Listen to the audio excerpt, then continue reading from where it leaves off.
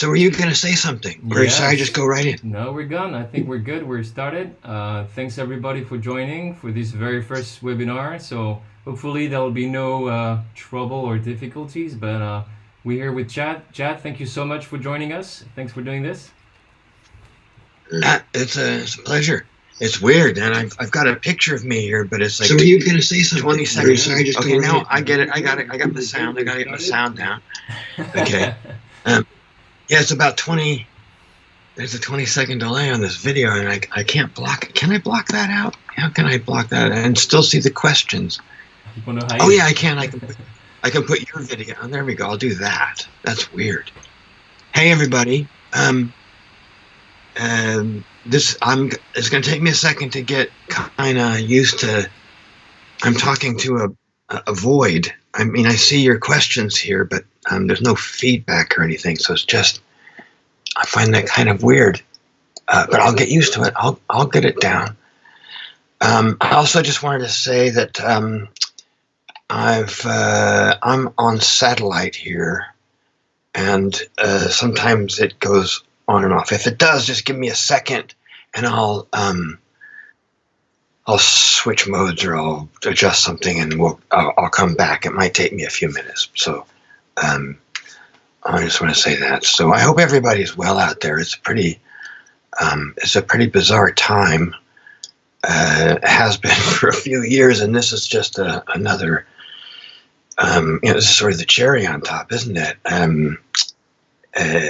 Things haven't changed a lot for me here, except trying to get food and that kind of a thing. Because I live quite secluded. Next time we do this, I'll set it up where I can have a camera that I can show you where we are and show you around the studio, but I can't do that now. I can only answer the questions. But we're very secluded, and I'm working. This is my studio. My desk is over that way, and I'm in here every day, and I don't ever go anywhere. Anyway, so it doesn't seem much different to me. Anyway, so let's get started. I'll look at some of these questions. Okay, what do you think about that? Okay, good.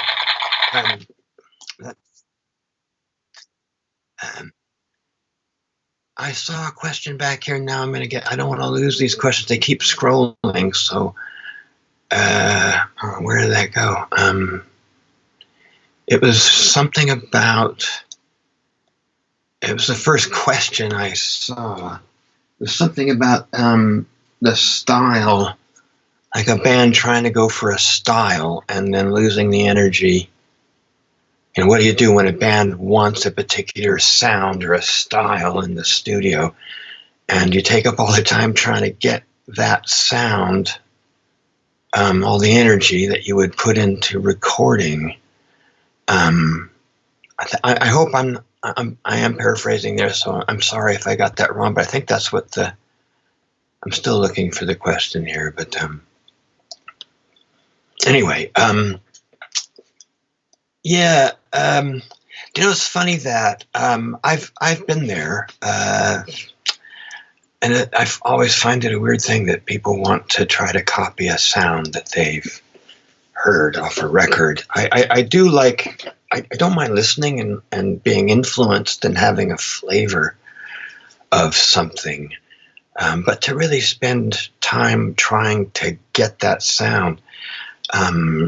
There's a difference. I normally would just listen to something and go, okay, let's take that in. Now let's go for our own thing and not worry about how that sounded. Just go for it. Because I don't like trying to copy sounds. That just drives me nuts. When people send me stuff and they don't, and it happens more than you might think, but I do a mix for somebody and then they say, well, yeah, I kind of like it, but, there's a lot we liked about the rough. Could we make it more like the rough? And God, that means I have to try to copy the rough? What? I don't know what that means. How much more like the? I can't do that. I just I'm terrible at that. So that to me is kind of the same thing. Trying to copy a sound. I just I went through years of that, and it killed me. Well, didn't kill me, but really hurt. Um,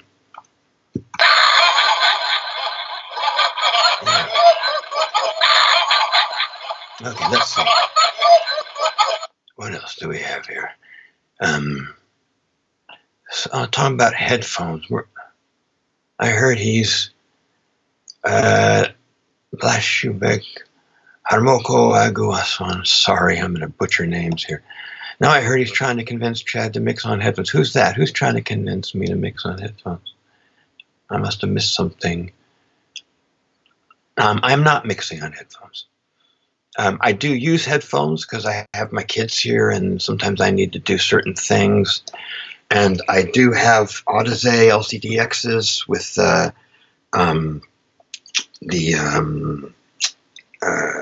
Little Labs monitor box, which I love. And I've got SonarWorks just for the headphones. It's like $99 or something. And I just use their curve that they have, their preset, and it matches my speakers much better.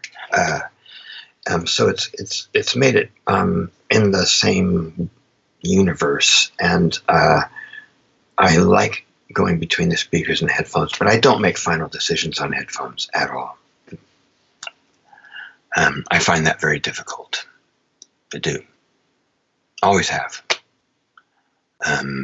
Let's see. Wow, Belgium and hello from Italy. Gosh, I hope you guys are okay. It's just sounding dire over there. And we're doing the exact same thing that happened over there, so it doesn't bode well. Let's see. There's some equipment here. Any specific amp you recommend? Yeah, as I said, the monitor. That's the only one I've tried. Besides, I tried the Apollo. Apollo sounded good too, but you know what I like about the monitor? Besides, it sounds great. Is I like the features on it because he's got little switches on there where you can, switch to left and right, and you can switch left and right. And because my ears are old dog ears, I often switch left and right, so they don't get fatigued. With something really bright over here and maybe not so bright over here. I like to switch them, listen for a while that way, and then listen. So and that it's so easy with the monitor. How did I discover this? This is Orkan Ayata. How did you discover your own sound? There's lots of things led up to it, but I think the main thing that led me to what I do, I've always liked sort of alternative stuff, outsider art, just weird sounds, listening to drops of water hitting a little pot in a cave or something and echoing through, and just making rhythms that were just kind of, arrhythmic, really. I've always been drawn to things like that. And when I got into music, I started going for bands that were into, maybe not recording quite so well and just having a lot of abandon in their approach to playing. And when I started getting into music, I didn't bring that to what I was doing. I tried to be like a lot of the great engineers who I really admired.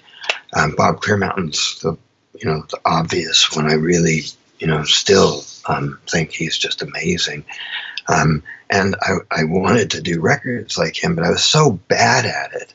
And I got so frustrated. I just kind of threw in the towel and said, screw it, I'm going to go the opposite direction. So I did. I just stopped using all reverb and started distorting stuff. I was distorting stuff before that, but that made me go into doing it on records, and I never looked back. Wow, Chad's Global Understudy Sonic Heads. Pleased to be here. I'm not sure. Hello from Mexico City. Hello from Germany. Hello, go live. Okay, I'm behind here. Fuzzbox, are you a fuzz face or a tone bender? I don't have a tone bender, but I do have a fuzz face. So I think the best fuzzbox there is the one that you have.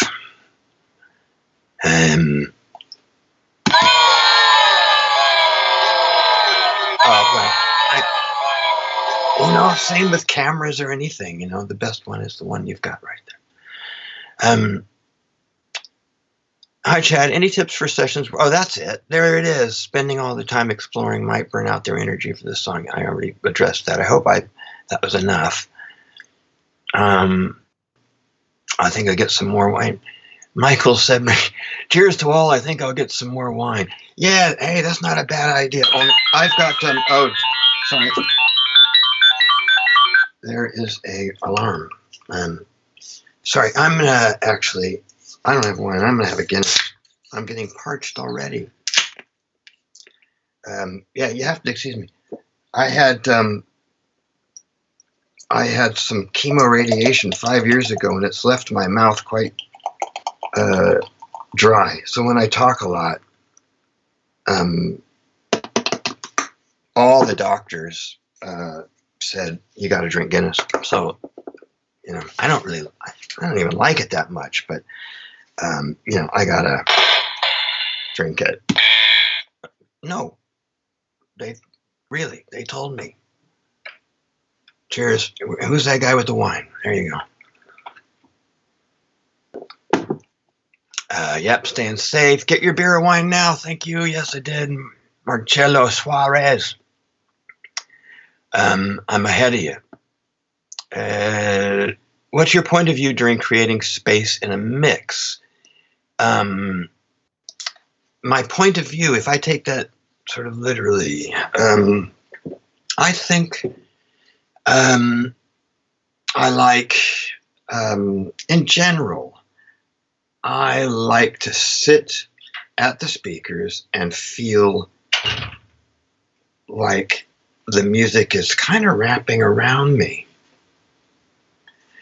But I also like the feeling of it. I don't want it to feel as if it's walking away, usually. That's one of my things that I say. I got it from an old horseman, Tom Dorrance. Never say never, don't always say always. Usually say usually. And I like things coming at you. So I think that's why I like dry. I think that's one of the reasons I've gravitated towards dry and sort of some distorted sounds and getting things sounding like they're just sort of right here and going to the speakers and you're just wrapped in the music. I like that.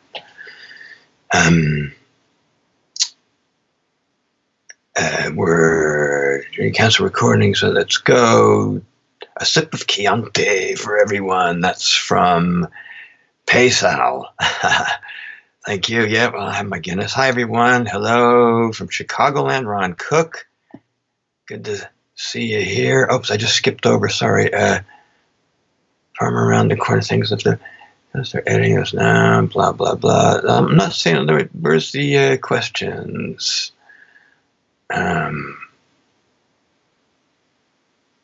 Coffee. Greetings from Austria. Alex, good to see you here. Good. It keeps Roger Plock occupied. I'm happy about that.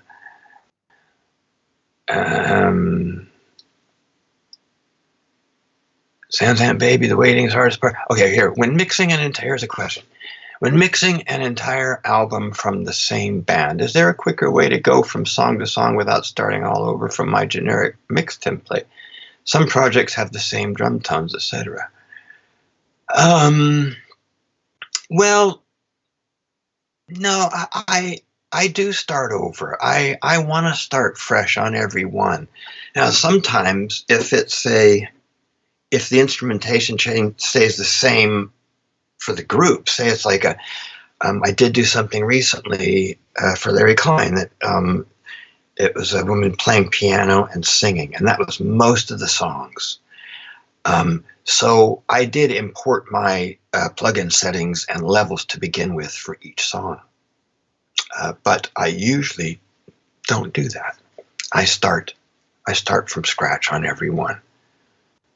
How are your monitors calibrated? Can you talk about dialing in the volume of your speakers? I'm not sure I understand dialing in the volume of your speakers, but my monitors, there's not really much calibration on my monitors. I don't have any outboard EQ or anything like that, but I do have what I think are really pretty extraordinary monitors.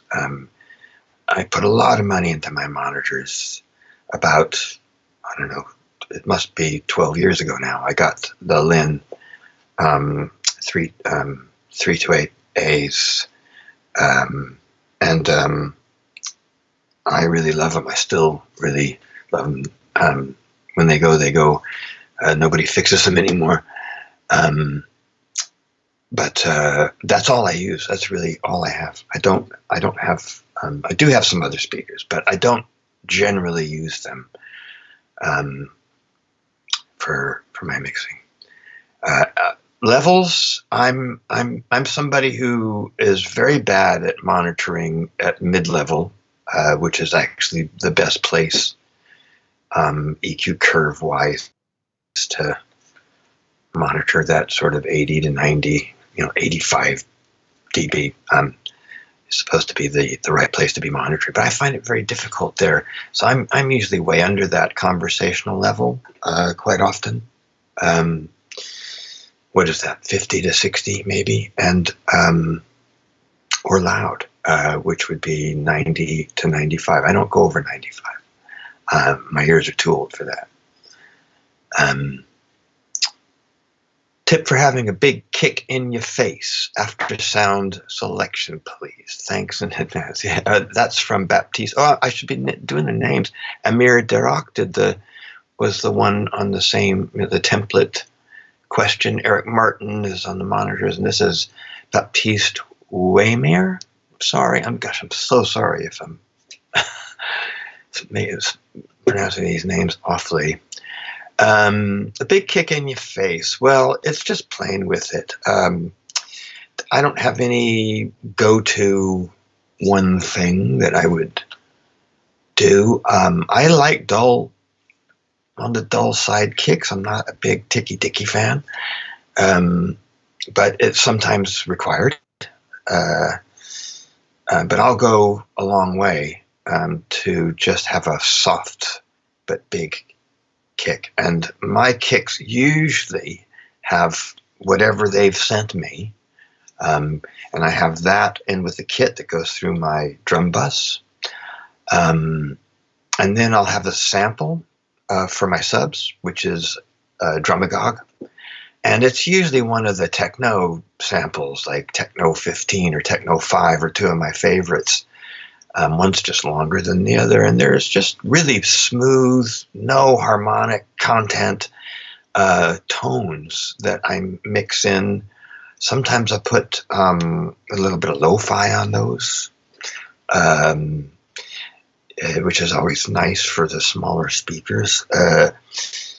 And then SansAmp. I'll do a pre-send to my SansAmp, which is also going through my drum bus. And it's just playing until it sounds good with the other instruments. I'm not trying to get a great kick sound. I'm just trying to make it sound good with everything that's in there. Paul Gutierrez, do you ever reach a point in the mix where you say to yourself, this will be taken care of in mastering? I'm curious to know what should be left to the mastering engineer when you are deep in a mix. Well, my feeling, no, it's not a feeling. My thinking is I don't want to leave anything to the mastering engineer. I've spent my entire career, and I still do it, talking to whoever's going to master and asking them Where did I go wrong? What did I do? What could I have done to make this easier for you? Or, if you can't work with this, or if there's something wrong, let me know, and I'll listen to it and see what I need to how to fix it to send it to you. Um, I'm not trying to undercut the mastering engineer, but I mix in a way where I want to think. Again, I always think I need mastering, and I think most people do.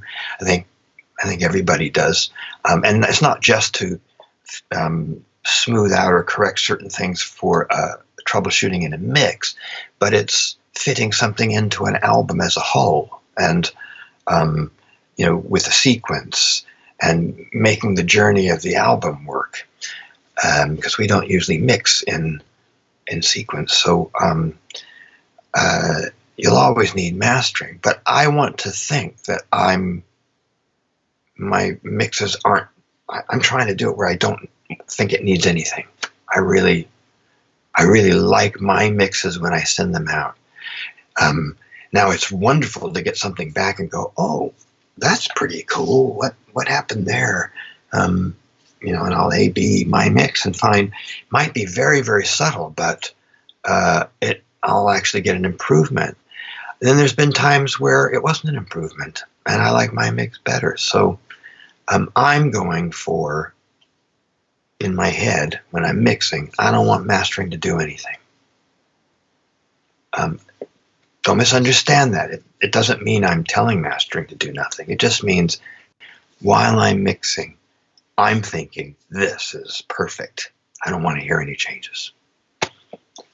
And I'm usually pretty close, and it's just from doing it for so long and talking to mastering engineers. I've talked to mastering a lot, and I think it's really, oh God, yeah, come to Ireland. Yeah, sorry, well, you know what? I did buy this one in Dublin, okay? It's a can from Dublin, but thank you for that, Pete Duffy. Come to Ireland, have a decent Guinness. Yeah, I know. Yeah, so always talk to your mastering engineer. Get a relationship with your mastering engineer. It's going to be one of the most important things you do. And they all like to talk about what they're doing. So just like us. Like the Latin Playboys from Blash Vuvek, I always describe it as music by aliens. Great. I like that. This would be thing to say. Hi from France. Do we need to compress vocals after recording if the vocals were compressed while recording? I mainly use 1176 while tracking, but I'm always afraid to overcompress vocals. It's all about listening. There's no right or wrong way. There's no too much or too little unless it doesn't sound right in the track. That's all. Simple. How do you respond to mix revision? Do you go through each revision? This is, that was from LTG Sound Studio. This is from Harmoko Aguswan. How do you respond to mix revision? Do you go through each revision input and answer them point by point? I do. I get my mix done and I put it up. I put an MP3 up, and then I start my next mix. And I, hopefully in 24 hours I'll get some notes. Sometimes they're simple. It needs a little less vocal, a little more vocal, or can you maybe not pan things so wide? I get that a lot. Can you bring things in? It's all too wide. Oh, I hate that one, but whatever it is, whether it's 2 things or 10, I just go through each one. And on the email, I usually say, after each line, I say done, done, done, done, done. Send them that email back. Send them the new mix. But I also, if I do it, like I'll say, they'll say, bring the guitars in a little bit. And I'll say, done, disagree. Or now this doesn't, now the middle doesn't sound right to me. And the reverbs don't sound right to me. I'll just tell them what I think about that move. I always communicate. You always got to communicate. That's what the music business is, and that's what songs are. That's what music is. It's just communication. So we got to start here. Well, in the studio when you're recording, musicians have to communicate with each other, and we have to do that too with your mastering engineer and with the artist. Jose Martinez, hi Chad. What is your approach on panning, and do you use stereo reverbs or mono? I like wide. I like odd panning if I can get away with it. If it sounds right for the song, if it doesn't mess up the rhythm too much. You got to be very careful with especially percussion things, percussive like guitars. Or, if it's all too loose, it can, if you split things apart, it can actually change the feel of the tune. Maybe good, but sometimes it can do it where it's not so good. So again, just listening, what sounds good. There's no right or wrong way. I use stereo and mono reverbs. What sounds right for the song. Yeah. Cody Smith, if you had to estimate how much of the distortion and saturation that we hear in your work would you say exists before you get to work? Well, that's changed over the years. Excuse me. Doctor's orders.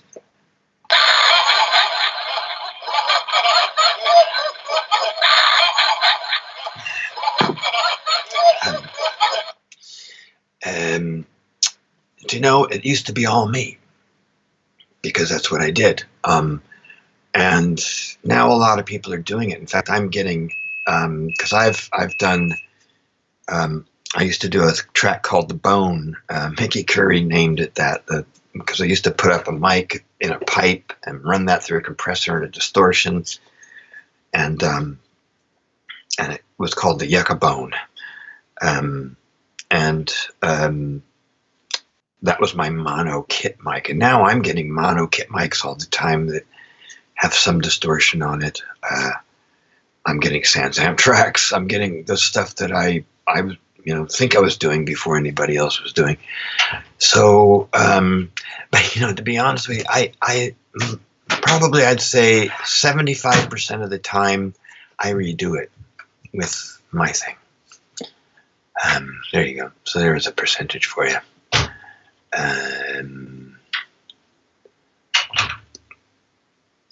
My name is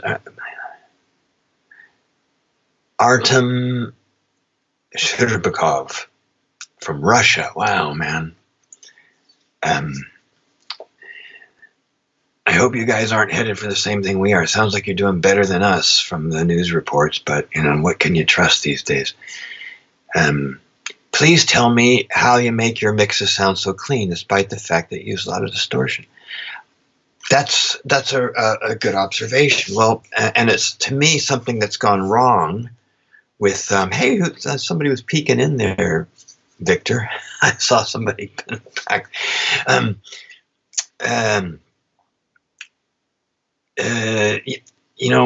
now getting stuff that has the bass distorted, the guitars distorted, the vocals distorted, and the piano's distorted, and the snares distorted, or the room's distorted. Jesus, that's not how I've ever meant this distortion thing to go. It's about picking and choosing. If everything's distorted, then it's that thing. If everything's white, it's all white. That looks like nothing. So what you want is different shades of things. And if you want something to sound more distorted, just put it next to something really clean. And if you want something to sound cleaner, put it next to something distorted. Sometimes I take a photo and the face isn't really as good a focus as I wanted. So what you can do is, like, if you want to make that face look a little bit sharper, well, then go and blur everything else out a little bit more, and that'll look sharper. So same kind of principle here. pick and choose your things to distort, and then keep the other things clean.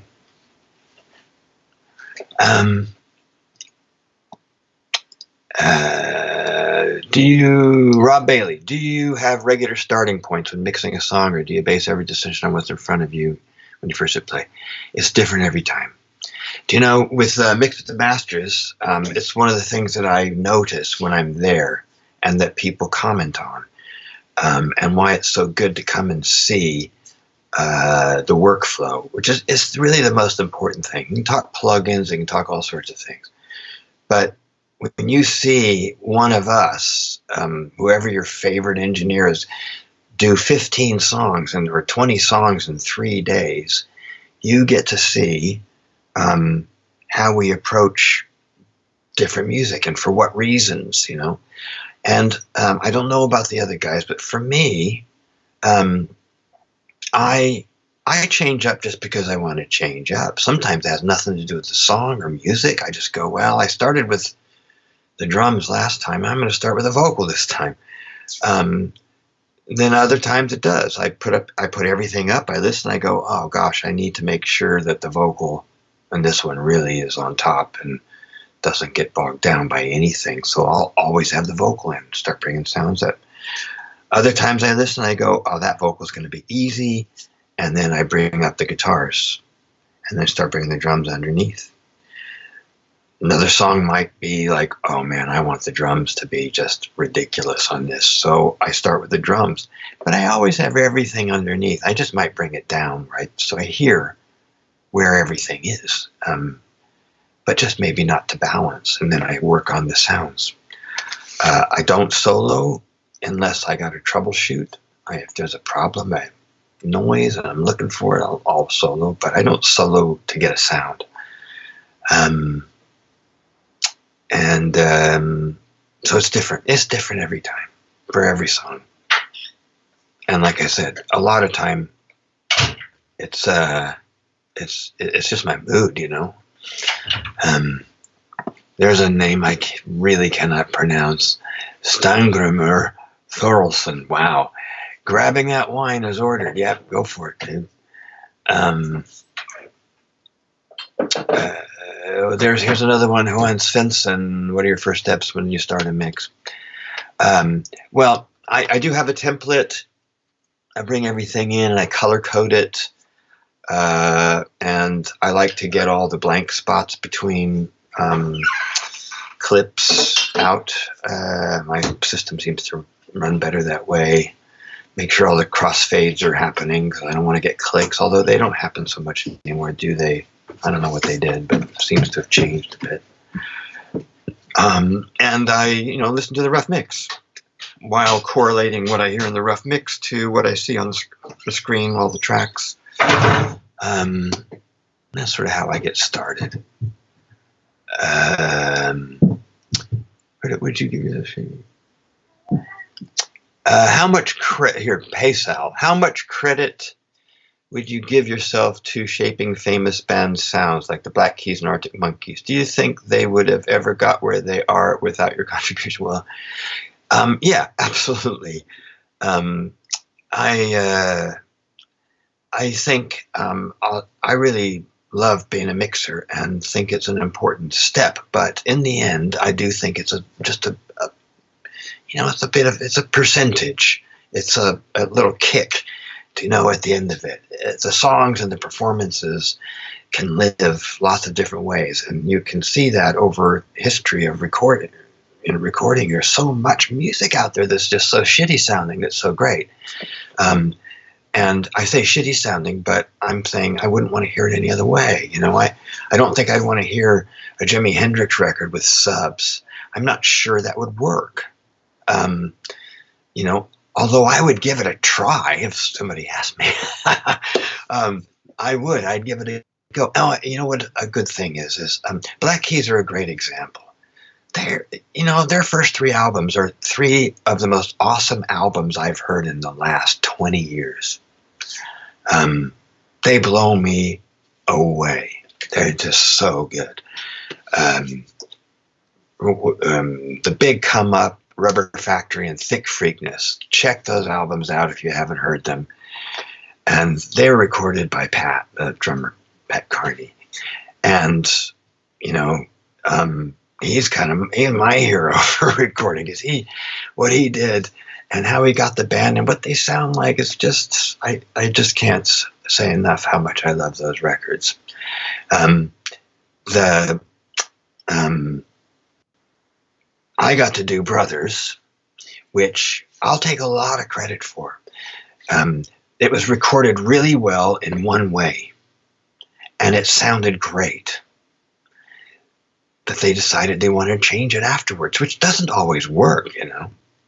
So it took a lot to try to figure out how to change something that they had recorded it well, and it sounded really cool, and make it into something else that worked. And so I'm happy to take a lot of credit for that record and the sound of it and making that record be the way that it is. But then the flip side is, say, like the Arctic Monkeys, that the AM was sent to me, and my thing, like what I would normally go for, wasn't really appropriate. So that's more of a balance job. They didn't want it to change. They had recorded it so well, and it was arranged so well, that for me, I just needed to balance it, maybe extend the top and the bottom a little bit, because you don't really do that when you're tracking. You don't think of those getting it exactly right in the mix world. It's hard to do. I can't do it. So, of course they were, these bands were already on their way before me. I didn't make them hits or anything. So there you go. Do you ever reach a point in a mix where you say to yourself, this is Paul Gutierrez. Oh no, I already saw that one. Why is that coming up again? That was the mastering one. Are there any new plugins you're enjoying and any tips for them? Oh gosh, I'd have to go look. There's lots of. This is really hard. It's just skipping over tons. Now I've just hold on. I got to go back.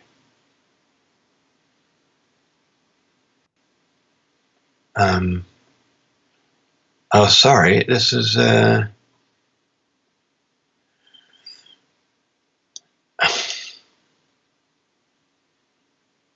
I'm just trying to find the questions where I left off, because I've just gone way past. It's just skipped. Okay, sorry.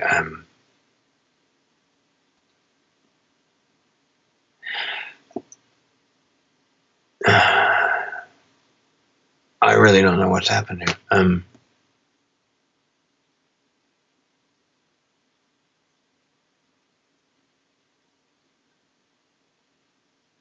I just got to move on here, because it's I'm peak level in the mix. I don't know about levels. I just make it look hot. I saw photographs. And here's a question 3 times. Angelo Boltini, I love the experimentality of your mixes, but when I try similar things, I often end up with a distorted, fuzzy mess. How do you keep the freedom but still end up with a clear sound? Again, it's just about listening. Not everything you do is great. So if it doesn't work, I get rid of it. I just and it's like the best idea has to win. Not every idea.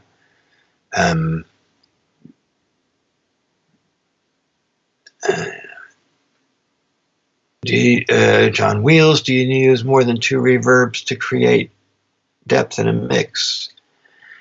I use whatever it takes. Sometimes I have 2, sometimes I have 5. And sometimes I have reverbs just on an individual track, sometimes mono with the instrument, sometimes panned opposite. No normal, no, it's always different, and it just is what sounds good to me.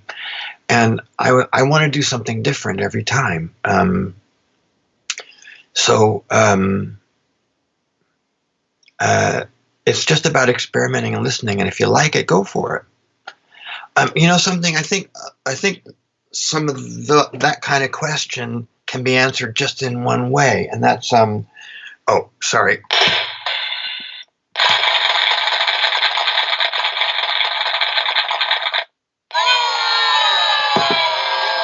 Oh, no, go ahead. Get your own. Get your own. Yeah. I think when you do a mix, I've got to do the mix for me. It doesn't mean it's going to end up being for me, okay? It just means that when I do the mix to begin with, I sit down, I listen to a rough. If the rough is great, then I think, oh, cool, they've got that, so they don't need that.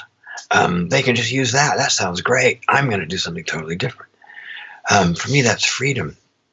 And I want to do a mix, and I don't always know how it's going to go, but I just want to be taken away. And I have to sit there and think that what I'm doing is the greatest thing in the world. This is going to be the greatest mix in the world. This is awesome. This is unbelievable. And sometimes I can really rip things apart. I can mute everything and not bring it in until the last chorus, and go, yeah, this is great, And if by the end of the day I get to there and it's still like that, I send it to them. And if they say no, they say no. But I've got to do the mix for me first. Yeah. And then take it from there. So reverbs, whatever, panning, whatever, I just do what I want to hear. What I want to hear, I know there's a lot of people out there who, there's different ways of looking at what an engineer does, and I think it's just up to you to decide what you want to do. There's no right or wrong way. There's no good or bad way. There's no, there's no anything. It's just what you want to do, right? And there's some people that want and are good at taking a mix and not putting any kind of imprint on it, but just dressing it up and elevating it, giving the music more of what it's already got. And that's cool. That's an art form, okay? That's not what I do to begin with. I like making my mark. I like ripping it apart and going, no, let's get rid of that. Let's put that all the way over there. Let's distort this. Let's not distort that. Let's filter this, and let's, and 2 hours into the mix, I think I may get up and come back and go, oh my God, that sounds like shit. Then I do it again. And until I get to a point where I'm happy with the direction. And then I send it to him, and I'll even say, look, I'm not even sure about this, but I'm liking it right now. What do you think? Direction check. Mm-hmm. Sometimes people go, oh my gosh, this is great. I love it. Sometimes they go, yeah, I think that's not going to work for the album. But you know what? It made me feel good because I at least got my rocks off doing my thing. Now I can get down to business, and give them what they need. But if I don't do that, then it's always going to frustrate me that I didn't do it, Do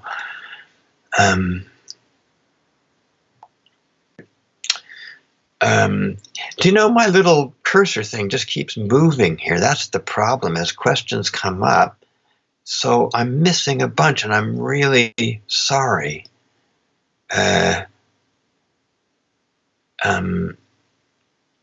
Which are the plugins, Federico Mercaglia, which are the plugins you can't live without? There's none. There's no plugins that are that important.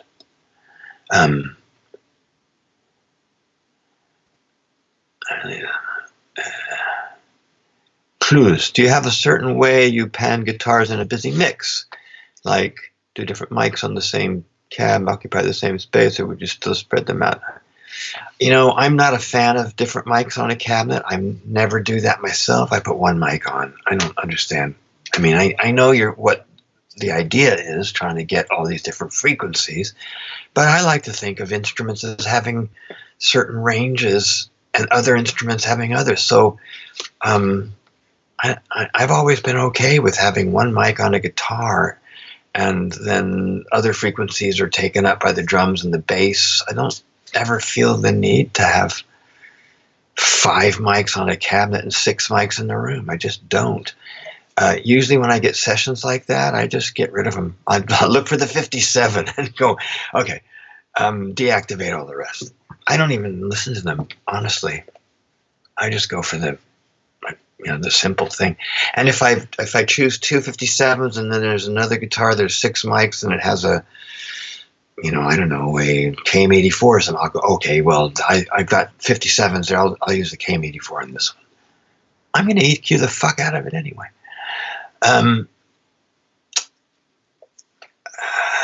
Let's see here.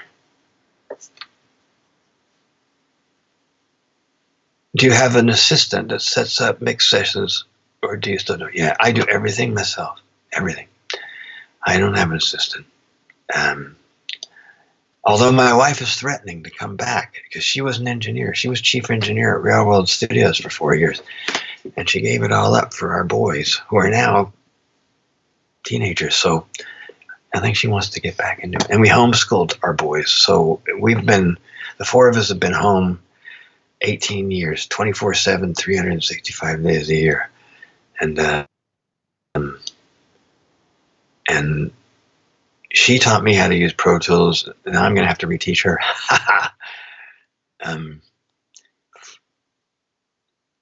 Francesco Ganduzzo, could you describe your feelings when a mix is done? Everything you did sounds great, and you couldn't improve that? Yeah, it's just I keep playing and I play, and sometimes I go, yeah, that's done, and then I hit record, and then 30 seconds in to that recording, I go, oh, we got to change that. So I change that, but I keep letting it play, or I stop it and then I change it and I let it play to the end, and then I go back and hit record again, and then I get to the end and oh, I got to change that, and then I'll change that, maybe edit that little piece on or something. I don't know. It's when I listen from top to the end and I don't change something, then it's done for that day. There's times where I send out a mix and then the next day I listen to it and I go, oh gosh, I've got a few things I got to fix here. And then I send them another mix. I just tell them. Again, I've done it so much. I'm not trying to make it sound easy. My thinking, but I've done it so much, and I've done it so much with people who do like the mixes, and I've got a fairly good track record after all these years, after doing hundreds and hundreds and hundreds of mixes, that I have the confidence to know. Okay, I didn't always.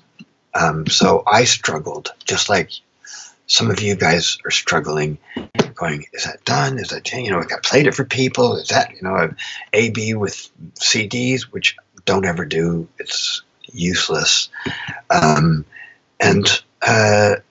So now it is, I can just tell you, I don't stress about that. I just do my thing. And if they like it, they like it. If they don't, they don't. I try to fix it. If I do 3 revisions and they're still not liking it, I usually just say, you know what, this isn't working for me. It doesn't seem to be working for you. I'm the wrong guy. And that happens. I mean, that happens multiple times every year.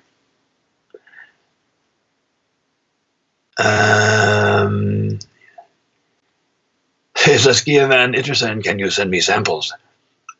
No. They're there. They're readily available. I don't use, I only have one sample that's my own, and I rarely use it. You don't have Drumagog, you don't have Drumagog. Well, get something else. Look, it doesn't matter. Just get your own thing. If you want some subs, just find anything that has like an electronic kick drum, like a 808 kick drum and add that to a real drum sound and play with the EQ and the phase and see if it works for you, getting some subs onto a real kick that's already recorded. Reinhard Gross, how much time do you need for mixing one song? It's different depending on the complexity, how many tracks. Do you know, I used to be a lot faster, but as I've gotten older, and Pro Tools has changed my workflow quite a lot.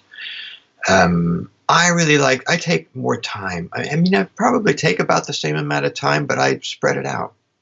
And one of the reasons is because my ears change throughout the week with different pressures and temperatures and humidity and all that. So I like hearing a song. I like working on a song for a few hours one day and then maybe going to another song, maybe doing 3 songs in a day, but just parts of them. And then the next day I'll work on those 3 songs again. And then maybe after 3 or 4 days I have those 3 songs finished. So I work 8-hour days and pretty strict 8-hour days. So yeah, 8 hours and mix a song. If it's, something that's got tons of tracks, it might be double that. But I'm at home, and I have my own schedule pretty much, and it doesn't matter. I just do it till it's done. Ricardo Huilak, greetings from Nicaragua. Please talk about your use of reverb versus delay for lead vocals. I'm not sure what to say about it, except I usually start with delay. Reverbs are the last thing I go for, but just because they've been used so much over the years, every record's got reverb on it. I think I'm a bit of a contrary cuss, so I'll start with the thing that most likely not to work, and try. And then, I don't rule it out, but, I like delay more than I like reverb, but I also like reverb. Rob Bailey, what is it you hear in a song that guides the direction that you take for mixing it? It's emotion. It's all about emotion.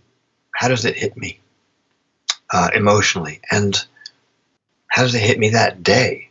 Because it might hit me the next day emotionally different. So, mixes can be different, depending on how much coffee I had that morning. Or that's another reason why I like spreading it out. So yeah, it's really just trying to connect with the emotion of the song. And I'm often wrong. I start a mix and I think I'm really connecting with the emotion. Oh, there's another alarm. How did I do that?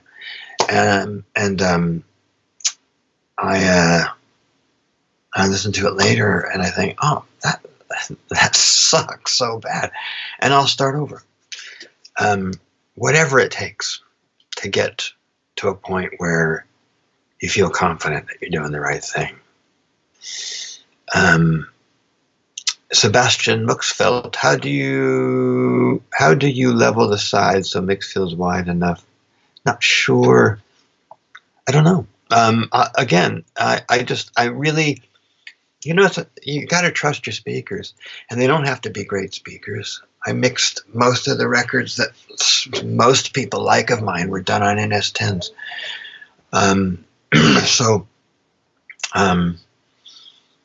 I mean, in the day, the older records, which a lot of people like better than what I'm doing now.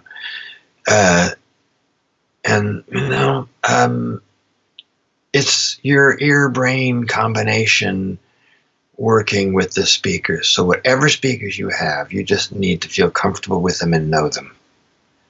And that's just a learning curve, listening, taking them elsewhere, listening on different places, and finally getting to a point where you trust what you can hear on the speakers that you have. I've got a friend, in California, Victorville, that he had trouble with his monitors and headphones, and he got SonarWorks, and I could hear it. He was sending me mixes, and it really changed things for him. So maybe if you don't have the best monitors and you can't trust them, maybe SonarWorks is a good way for you to go. It's not that expensive, but I'll tell you what, it's the thing you ought to be spending money on is your monitoring. You don't need plugins.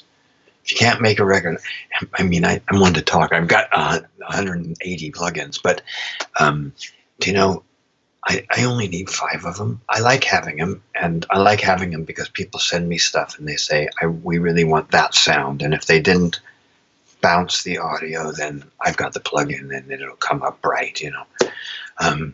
But you know, give me 5 to 10 plugins and I'll mix forever.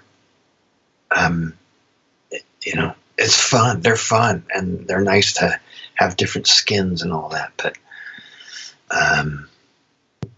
you know, how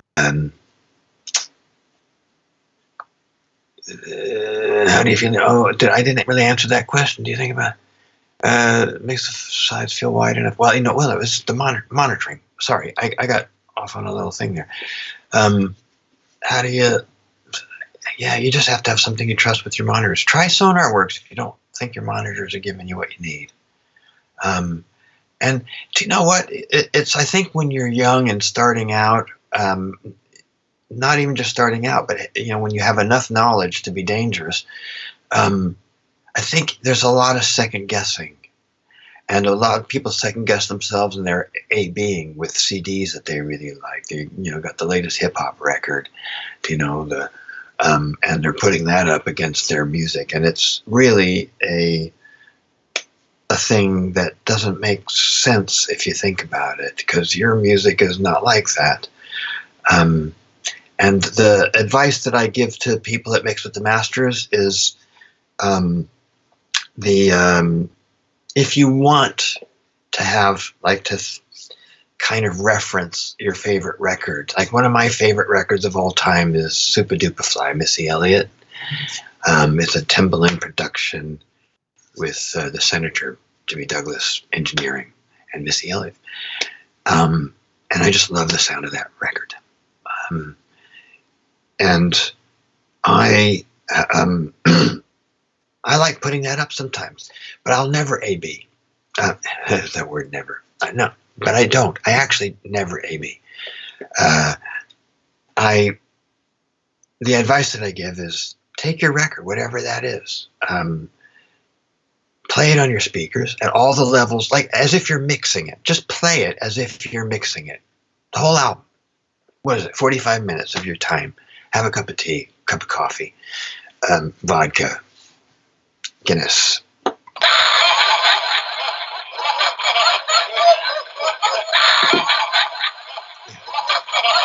And yeah, so play the album and let it, all the different levels that you would mix at, like loud, soft, all that, just play it, listen to it. Let your body acclimate to the sound coming out of your speakers.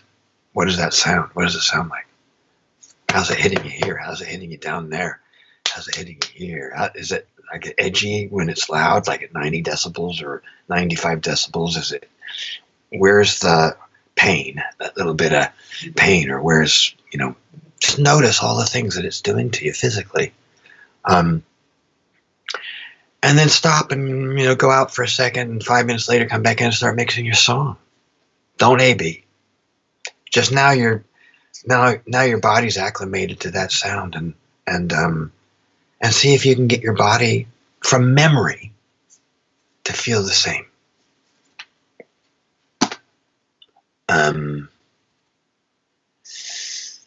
Reiner Music Production. Do you think about RMS when you're mixing, and will you let it dictate artistic RMS LUFs? I don't even know what LUFS is. I guess that's all about levels. No, I just have I know how it looks right on my screen. That's all. And I just use whatever the comes, I just have it set to classic. I think my meters and Pro Tools, and that's it.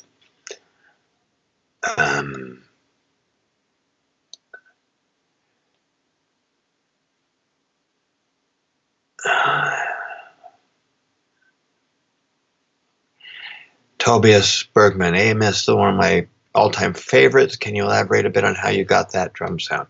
Thank you.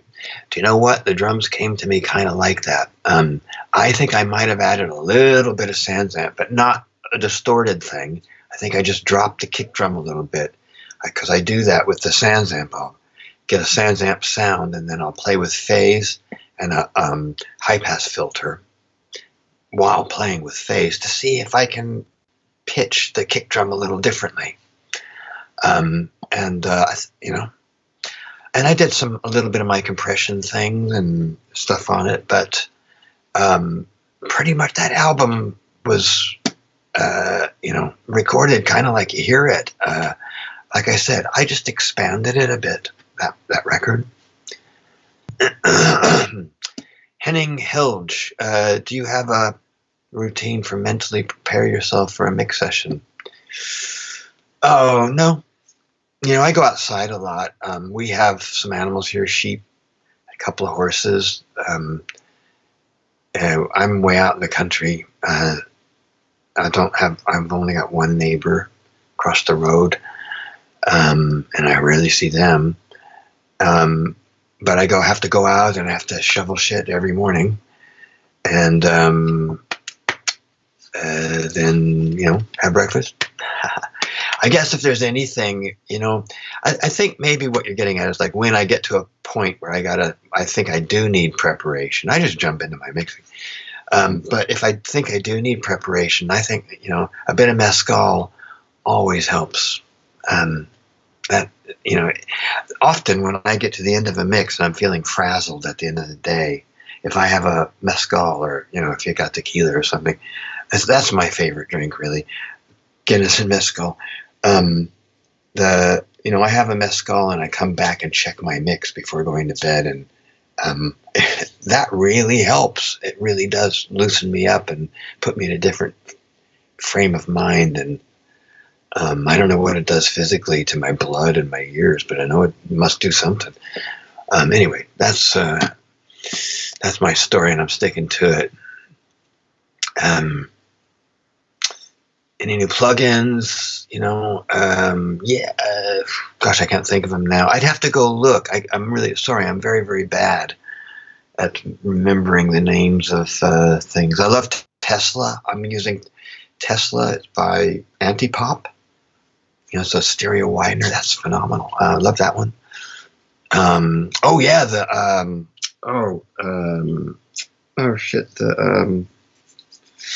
think of it. Hold on.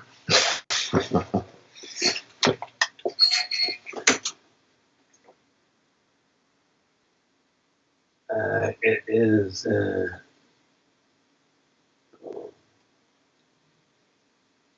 is. It's just called. I thought it was called something different. I couldn't remember the name of the company. The Acoustica Pinzata EQ. I'm really loving that. So there's two.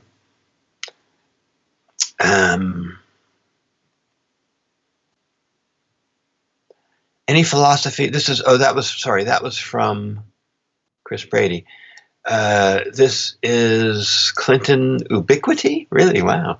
Any philosophy approach to frequency or instrument masking and subtractive EQ? No philosophy. I do it.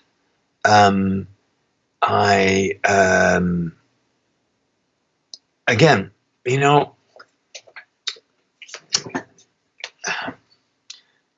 what's an interesting thing is, it's one of the things that makes me not compatible, or often not really compatible with working with some people, is when there's expectations. And I don't mean the expectations of just being good or better, but like when it's a thing like what we're talking about. Hey, I want this to sound like the Beatles.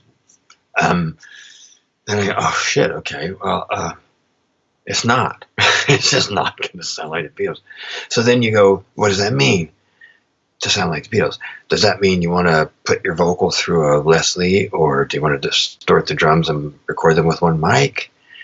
Or do you want to have some things out of tune or out of time? Or do you want to, I don't know. There's a million things that can mean. I want it to sound like the Beatles.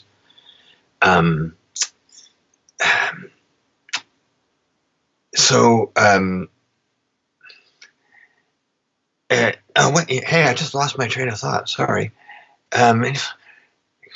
Masking, subtractive EQ. I had a point to make with that subtractive EQ thing, and now I've forgot it. Sorry about that. I'll come back to that. Okay, let me write that down. Hopefully I can come back to that. Sorry, Clinton Ubiquity. It's masking and it is subtractive EQ.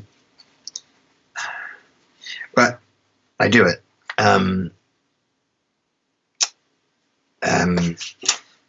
it's just about listening again, having good monitors. Sorry, I had something I really wanted to say that I thought was important, and now I've completely lost it.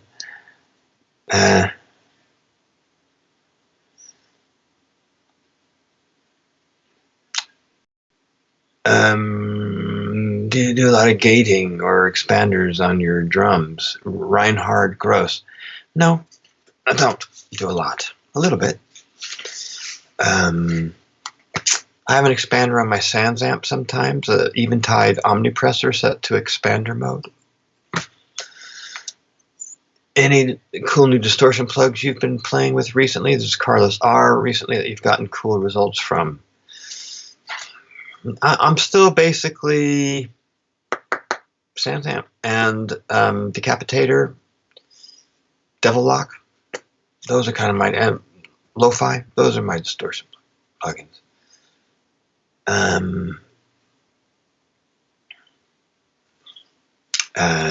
Zorg 82. I think I got covered you there with the plugins thing. There's another peak level thing. Some.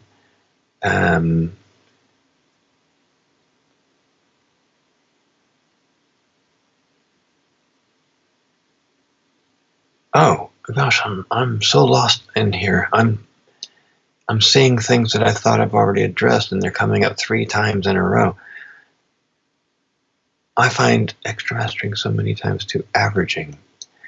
Who just said that? Michael Sibek. Yeah, it can be. Get a new mastering guy. Get somebody that you can talk to, and actually have connect with, and they hear you and you hear them, and you can learn something from, and they can learn what you want out of your mix. Just don't let it go, okay?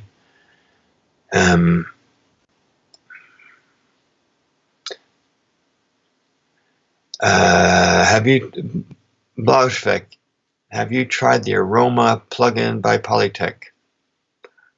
Alternative for Phoenix. I haven't. I like Phoenix. I just don't want to. I want to keep buying plugins. Milterson. Hello, Chad. What do your mixed bus chain look like today? There's so many options.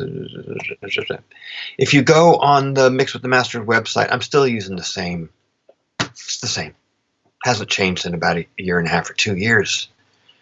There have been some mixes recently that I've used in the Universal Audio, the BX. What's it called?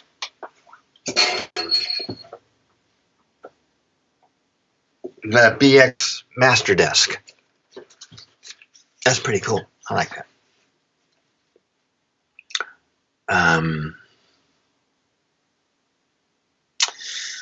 Do you feel tempted to use a lot of plugins, or do you strive to keep it simple? Well, here's the thing. I do like simple, okay, in the world, but in the plugin world, I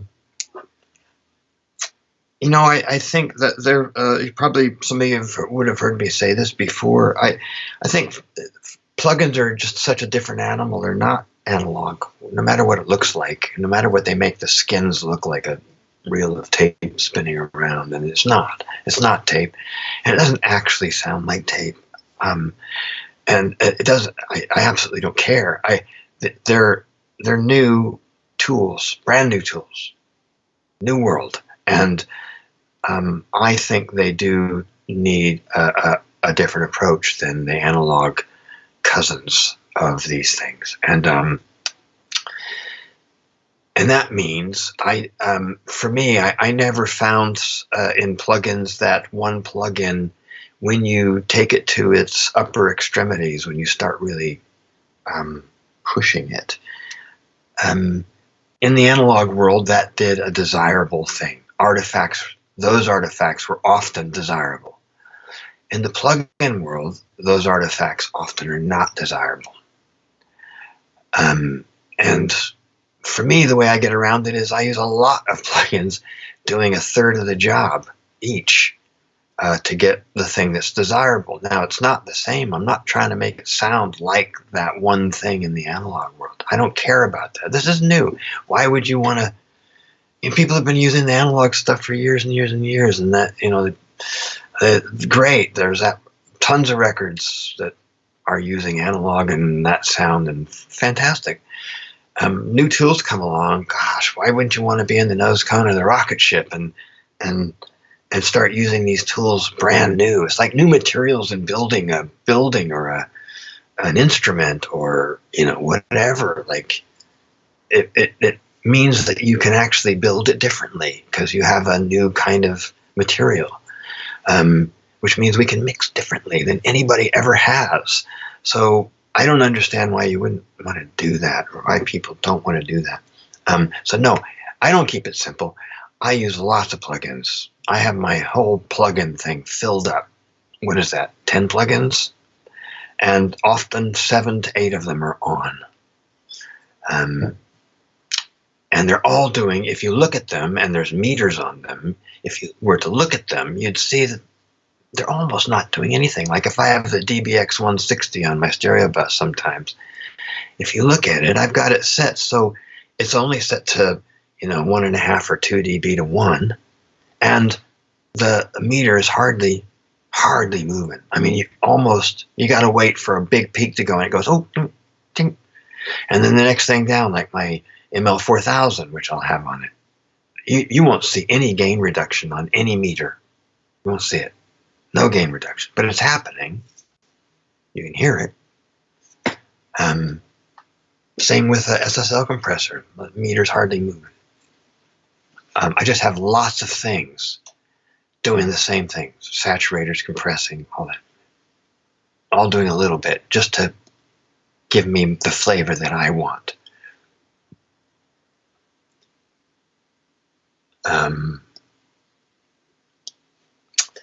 Luca London, favorite reference tracks? Well, anything on Super Duper Fly or how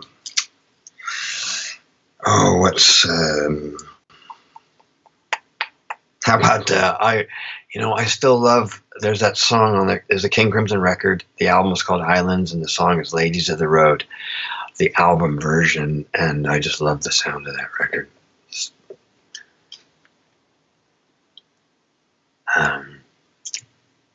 Kendrick Lamar, those records are amazing. D'Angelo, Timbaland, just about anything by Timbaland. I have mastering equipment in my mixing process. This is Michael Seberich. Every detail is decided through it. Yeah, I do that. That's what I do. It's always on.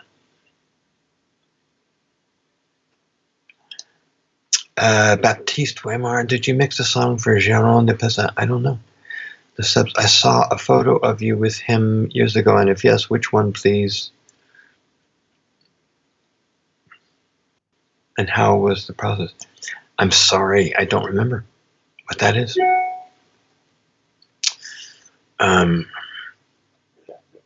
Charles, hi. What is your approach on routing the output of your aux effects replay? Are all your aux routed directly to the master bus or to each specific instrument. Different every time. I have a group of things that is just something I can send off an aux that goes to my mix bus. I'm often putting on a reverb or a delay on the channel and then using the mix function on that plugin. Everything and all in everything. Do you use multiband compression for vocals? I don't actually know. No particular reason. I just never have found the need for it. Wait a minute. No, I have Soothe,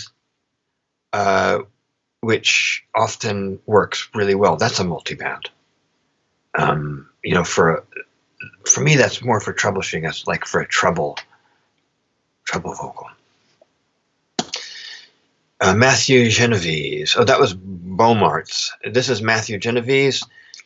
When you're recording, do you usually set up more mics than you end up using, meaning you just record extras for options, or do you keep the tracks to a minimum? I'm a minimalist in recording.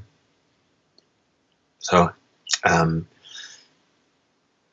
I do have certain things that may not get used. And, there's a video, I don't remember what it is. Maybe it was drum sounds with Tchad Blake or something. Where, I think that's what it is. It's a video on Mix with the Masters for drum sounds. And I show you what I set up for every drum kit. And a lot of those things don't get used. Sometimes I never use any of the distortion or the compression, but it's there if I want to use it for a section. But it's that. I think I've read some comments on that particular thing, and I think some people misunderstand it. Like that's the drum sound that I use for everything, but it's not. That's just what I set up, where I have a distortion, I've got a crunchy overhead, and maybe I have a delay track. And a lot of times they're just off. If it works in the song, it might be on and everybody can hear it. But by the time it gets to the mix, maybe none of that's used. But at least I know that it works. Those things, if I bring them up, they all work together if I need them. So it might be good to go have a look at that. It's about 10 tracks, I think. And it works just about for any kind of music that I do. Sergio Bianchi, is there a big difference between your mix and the final masters in the Green Day album? No, I wouldn't say there's a big difference. There is a difference. I think I kind of mix. I like vocals kind of down, and I think maybe vocals came up a little bit with mastering, just a bit, and that was something that they wanted. Also, I think, but there was a bit of back and forth on that, because I started out doing mixes that had more subs, fatter guitars, but that ended up not being what they wanted. So we backed off. I didn't use my sub kicks on that record. And the guitars were more sort of what they recorded and sent me. And it was all really well done, but I started off doing some of my thing, and it in some ways, I guess it just wasn't working to have that kind of big weighty bottom. Duffy, it seems like all this. Oh no. How do you feel? How do you get loud mixes not sounding too compressed? I think it has to do with what I was saying. I don't have any compressor doing something that you can see.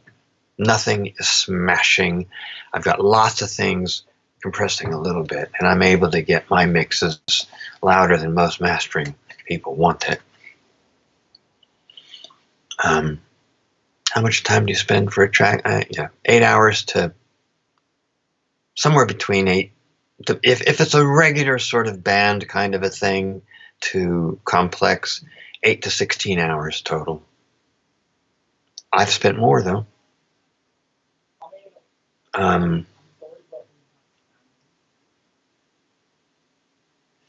Heidi Wang. Hey, Chad, how do you make everything sit properly in the mix and make it very 3D dimensional? I feel like sometimes after mastering, it sounds more glued and everything seems to be sitting properly. Well, that's part of the job if it's needed, okay? Do you know what? I mute button is my friend. I do a fair amount of muting to clear things out. And then the subtractive EQ happens there too. If I don't need the low frequencies on something, get rid of them. But you need good monitors. You need to know what you're doing. You need to be able to hear what you're doing. Mojam, hey Chad, I know you mix in the box these days. You use a master clock. Just the Avid. I have no special. I actually can't hear the difference. I don't know if that's just bad ears or what, but I can't hear the difference. You can hook me up to other clocks, and I just, I don't hear much difference between, I hear a difference, but I couldn't say something's better or worse if I play 441, 16-bit even, I think sounds good to me. 441, 48, 96K, I'll leave that to other people. I mix at 48, 24. That's what I do. I just want to say your work on Ethan Briscoe's new album, actually mind-bending. Oh, great. I'm glad you like that. He's amazing. Ethan Gruska. Jesus. How did you get the mix to feel so full and harmonically loud while keeping the transients intact? Well, again, that's he and Tony Berg, amazing arranging.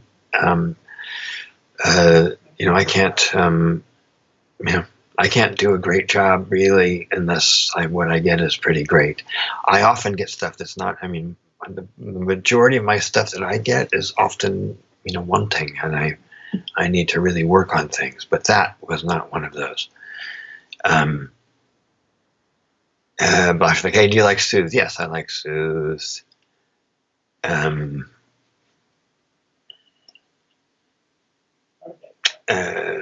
How do you deal with tracks you receive that sound flat, not deep, not 3D? Again,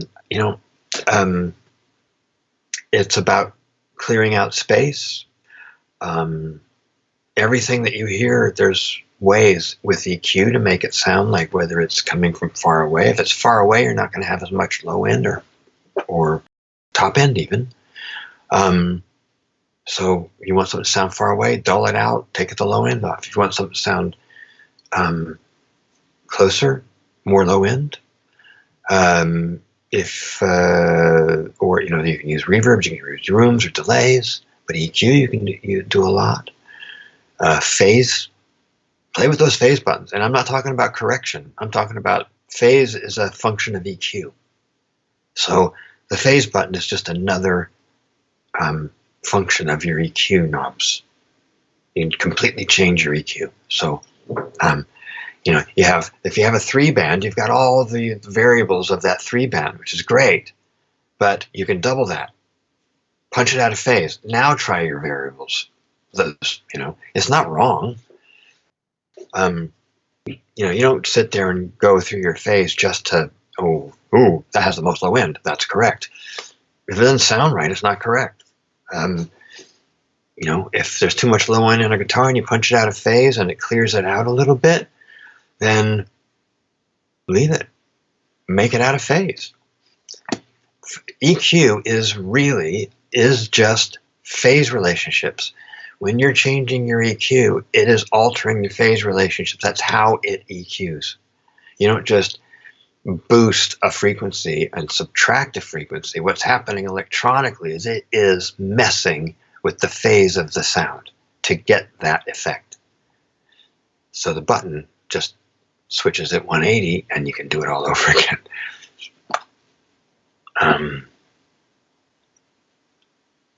How much time do you spend on the business side? What were your top 3 lessons on the business side of engineering? This is Juan Curtis. Well, I'm lucky now. I have Nancy Sefton, who, she does, I'm able to send stuff to her. I often talk to artists and try to get a deal going, or I don't talk about the deals often. I'll decide whether I want to do it, and then I send them to my manager Nancy, and she does all the business stuff, and there's a contract. So I don't spend that much time on the business, but I do, and I have in the past. My top 3 lessons on the business side of engineering. Do you know the lessons for everything? Just be upfront. Be upfront about what you want, about expectations. There's something about expectations that I'd want to say before. I don't know if that's where I blanked out, but anyway, let me write that down so I can say something about it.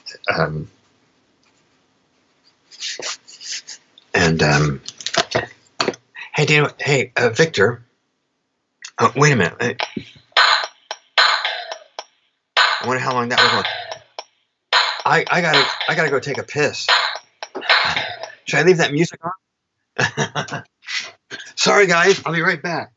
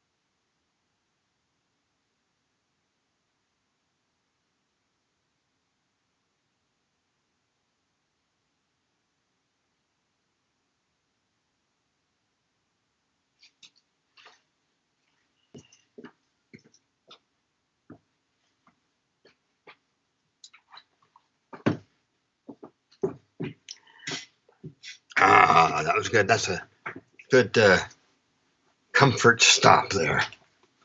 Okay. So let me see what business. 3 lessons in the business side of things. Is communication again. Just talking to people, letting them know what you want, finding out what they need, and trying to find a way to make it work for you.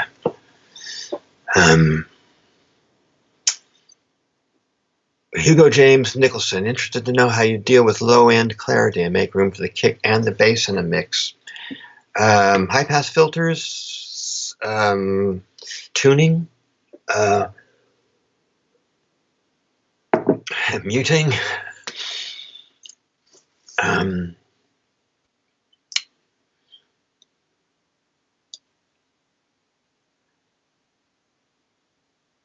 any updates on your in the box Buenos Noches? No updates on it.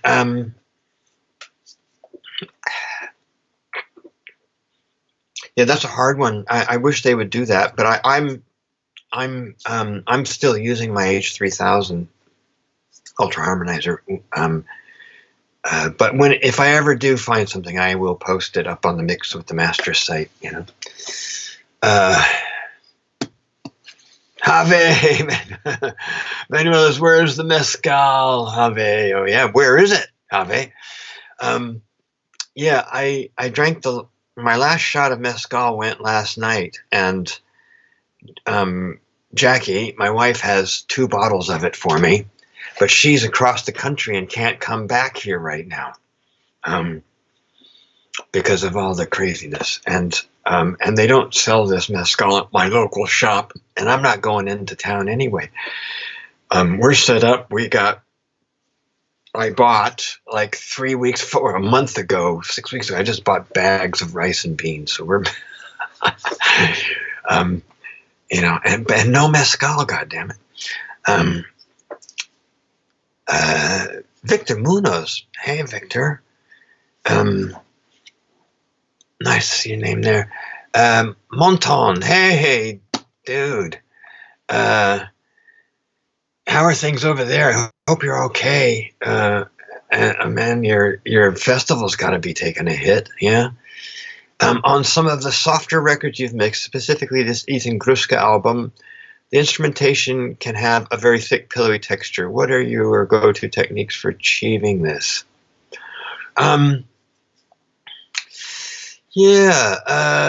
It is quite a soft, like, dullish kind of sound. So I guess it's really not accentuating all that mid-range that often does in modern records get accentuated, and leaving some of those lower mids in there. And then their instrumentation, I think. But I like thick. I kind of like that creamy thickness without a lot of top end. I've always liked that.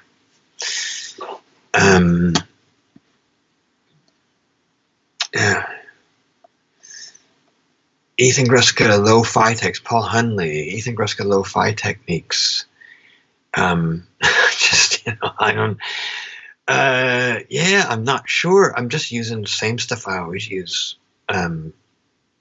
which you can see on the Mix with the Masters videos. They really haven't changed enough for me to make a difference. And then here Blackfoot says, yeah, Tony Bird production, absolutely. The instrumentation and the arrangements and the performances are just, wonderful. So it's when you have really good arranging and good production, good engineering, good recording, good song. I mean, yes, you can come in and change things and do something amazing, really changing things up. That's one way to go. But, your chances of doing something really good are way up there because everything comes in done well. That's not the case for most of the world. You need to troubleshoot and do stuff. So on that, on Ethan Gruska, it's one of those things that's kind of a gift. It comes to me and I do a bit of my thing on it, and I can't take all the credit for that. I think I probably improved it some, but it came to me sounding pretty good.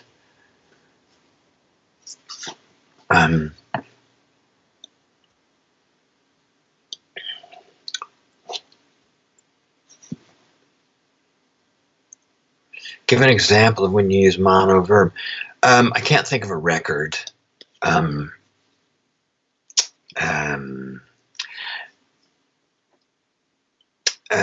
But sometimes a guitar part or something might want a little spring reverb sound, but I just put that on the guitar with the guitar.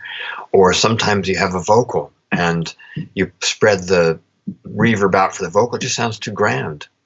Put it mono and all of a sudden it's intimate, even though there's reverb on it. It's got a more intimate sound. So that kind of a thing. Montagne, low pass. Did I say, what was I talking about? Did I mean high pass? I don't even remember what that's in reference to. Sorry, Montagne.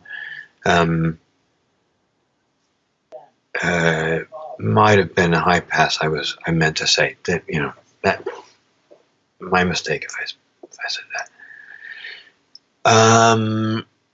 Artem Sherbakov. Are you trying to make each instrument sound good on its own, or is it only important that it sounds good in the custom? Yes, absolutely. The latter.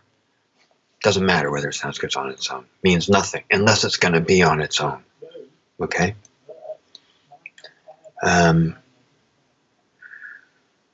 What kind of things do you take into consideration at the time to set up the attack and release of your music bus compressor? I don't know. Do you know what? I play with it until it sounds right. And if I have it set and I just start using it and everything sounds great, I never even look at that bus compressor. If I'm missing something, I go look and go, oh, I got to set that differently because it's not sounding right. It's all about how it sounds, and if you know what the things do, which you need to, I mean, we're engineers. Um, uh,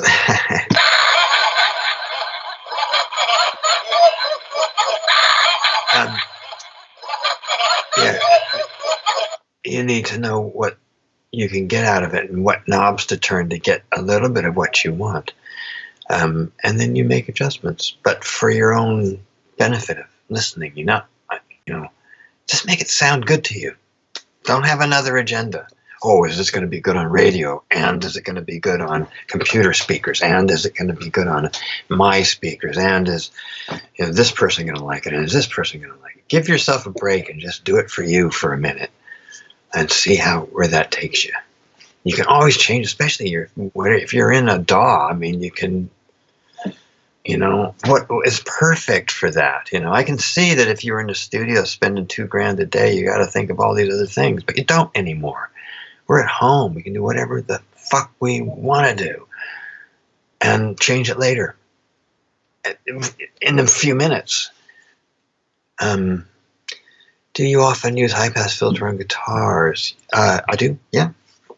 I use high and low pass filters on lots of things. I'm a filter freak. I love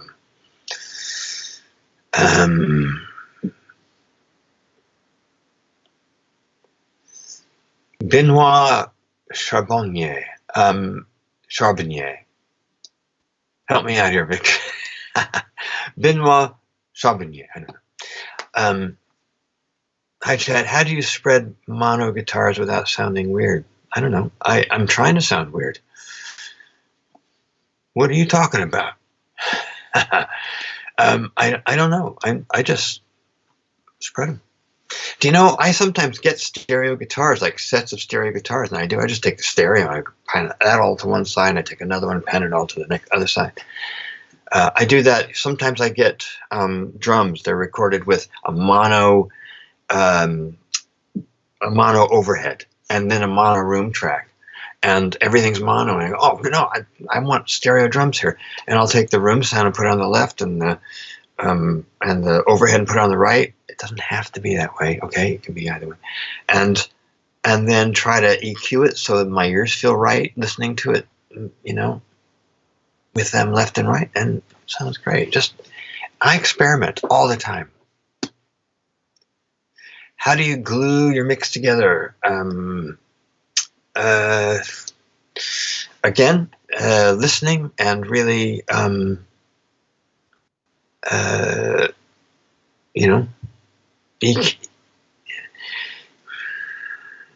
I can't stress enough. It's really just about listening and making it sound the way I want to hear it.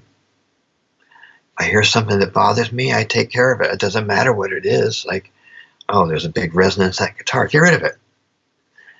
Then I move on, and I don't think about it again. Unless I get 2 hours down and I've done something else and I've changed the bass. I go, gosh, that guitar sounds thin.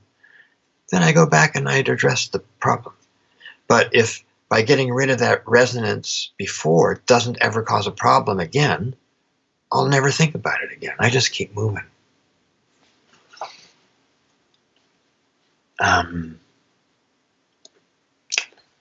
Interested to know how Hugo James Nicholson, dealing with low-end clarity, make room for the kick in the bass. Oh, no, I already did that one. Did you mix this? Oh, gosh, there's that again. More mics. Have you used Software's Lyre Session Wire to record from? Have you used Software's Lyre Session Wire, Nasib Abraham, to record from a distance? No. Mixing. Artem Shebrakov. Mixing sonically or musically is more important to you. No, that's a good point in a way. I like to think I'm just always mixing musically. But sometimes I do. I think I miss it because I want my low end on there, and it's not always right.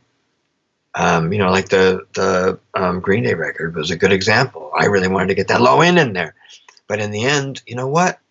I think it weighed it down too much, and they were right to ask for it to come off. So yeah, it's something you got to watch. Watch yourself. Can you share a thing or two in or out of the box that you like for character distorting vocals and bass? Sans amp, definitely. I think that's my main box. I really do. And I've always used Sans amp. That's the thing I started with, and I still use them. I got pedals. I got all the plugins are great. So.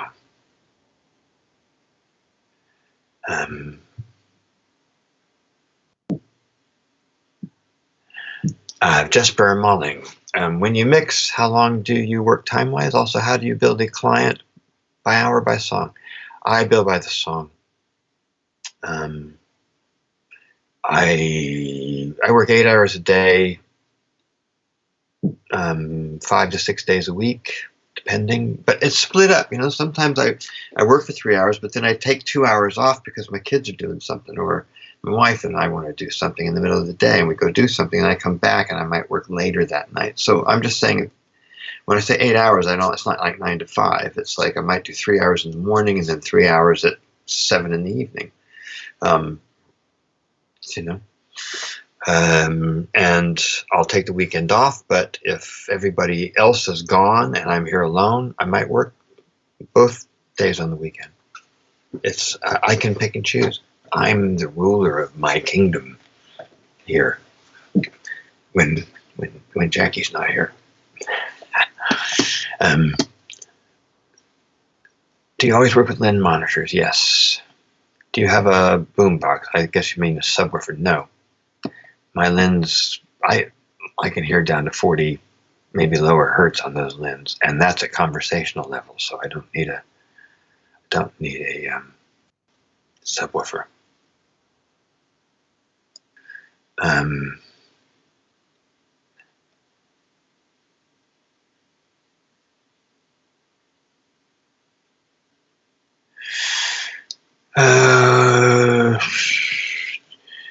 Paul Gutierrez again. Do you have any tips on making synths sound more real, as if they were recorded in a room? Do you know what? Two things. That anti-pop Tesla, I think, is amazing for that kind of a thing. And also Dear VR, the binaural thing. That's really good for putting things in a room, but not a room. It doesn't sound too big or.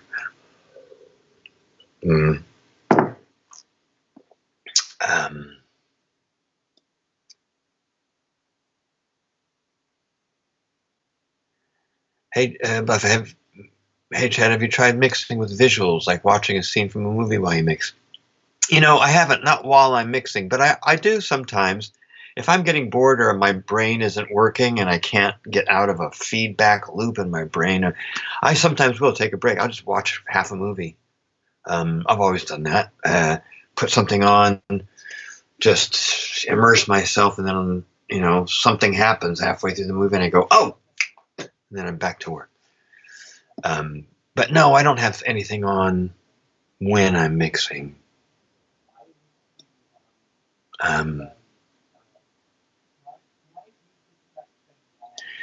Amir Derach, question. Do you find when you import tracks from an artist session that they record them too hot? Yes, I use clip gain to lower so plugins don't overdrive in a bad way. What do you do if that happens? Same thing. I use clip gain.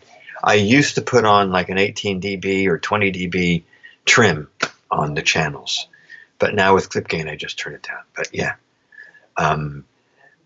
plugins do not respond well in the upper extremities of level. The artifacts are not desirable to my ear, so my levels are so low, and then I boost it up on my stereo bus. If you looked at my stereo bus without any plugins on it, you'd be seeing levels of about -15. And it's my bus compressors and limiters and all the stuff that I have on there that you can see on the Mix with the Masters videos. They're raising it up to my mastered level. Workflow, Reinhard Gross, what's your workflow in mixing drums? I'll refer you to the video. I'm not sure how to talk about my mix flow. Um, you got to go out and get the drums tuned. You got to, I can say one thing that I see some engineers never do, but you got to go out and listen to them. Go out and play the drums. Go out and play them yourself. Hear them from where the drummer is playing. You're going to know what he's going to expect, when he comes in, and then walk around the drums, listen to them. Cover one ear, get a little close. Don't do any damage, but just try to hear what they sound like out in the room, so you know what you're dealing with when you're inside in the control room.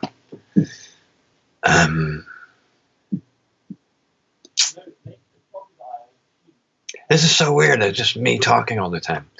I almost wish I do. I know it would be too much with this many people, but I wish I could get some feedback. Hello from Sweden, Chad. I wonder how you balance kick and I like your feedback. Hold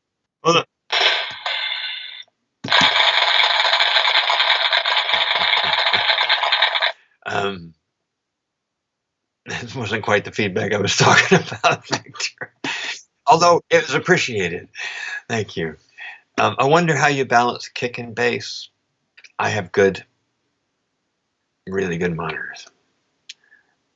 How did you get your first clients? Well, I was very lucky in that my partner that I worked with for 14 years, Mitchell Froome,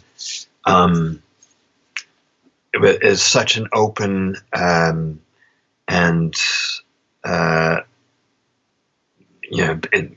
high integrity man of high integrity, and he just helped in every way, and that he always had said good things and was encouraging and open to experimentation, and I met a lot of people through him, and that led to me getting clients. That's what happened. Have you ever recorded with sorry, that was Manuel Fogliata. This is Fuzzbox. Have you ever recorded with an audio console? No.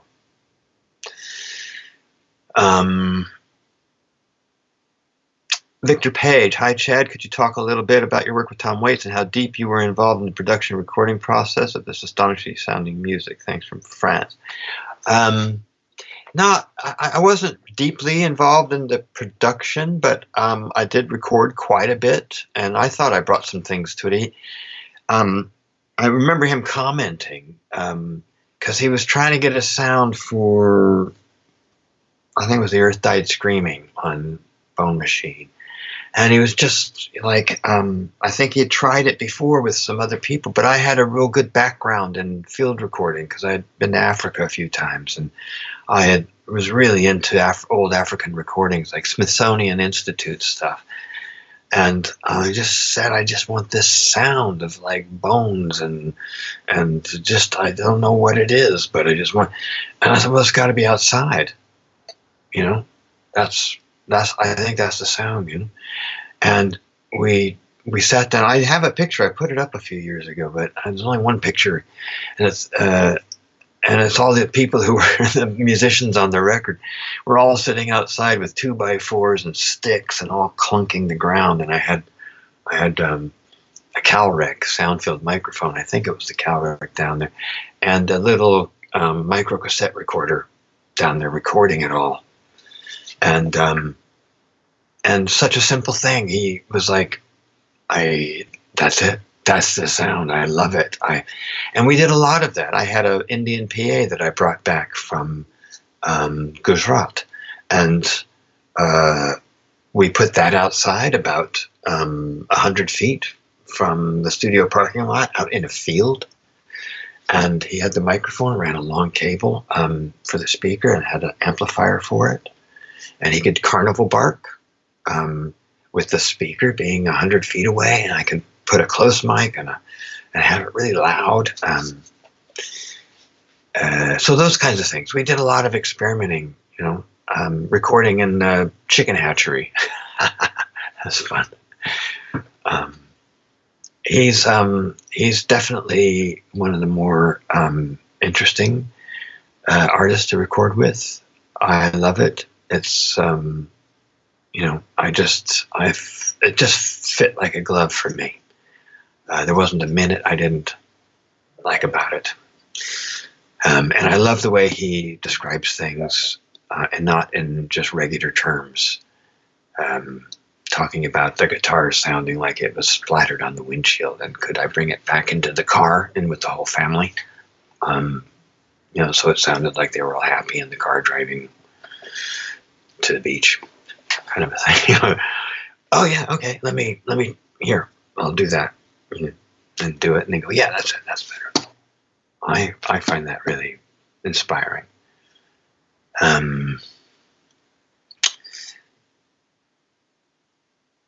Reinhard Gross, do you use HPF and high pass filters, low pass filters? Usually they can cause phase trouble. Well, okay, this is good. Filters often, when you use them, they have a little bump at the wherever that cross point is, where you want it to be filtering off, and you can sometimes get this little undesirable bump. So then maybe you want to use shelving. But I don't see phase. I don't see phase as trouble, because you can always mess with it and get it where you want it, where it sounds okay.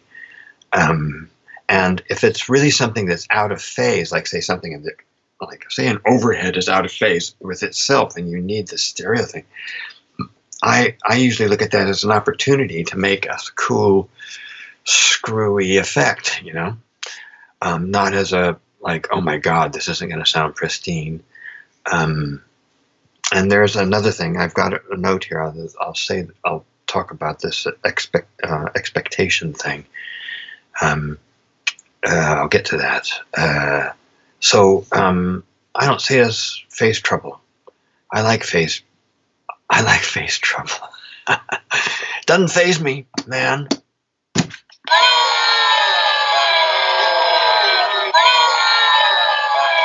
You know.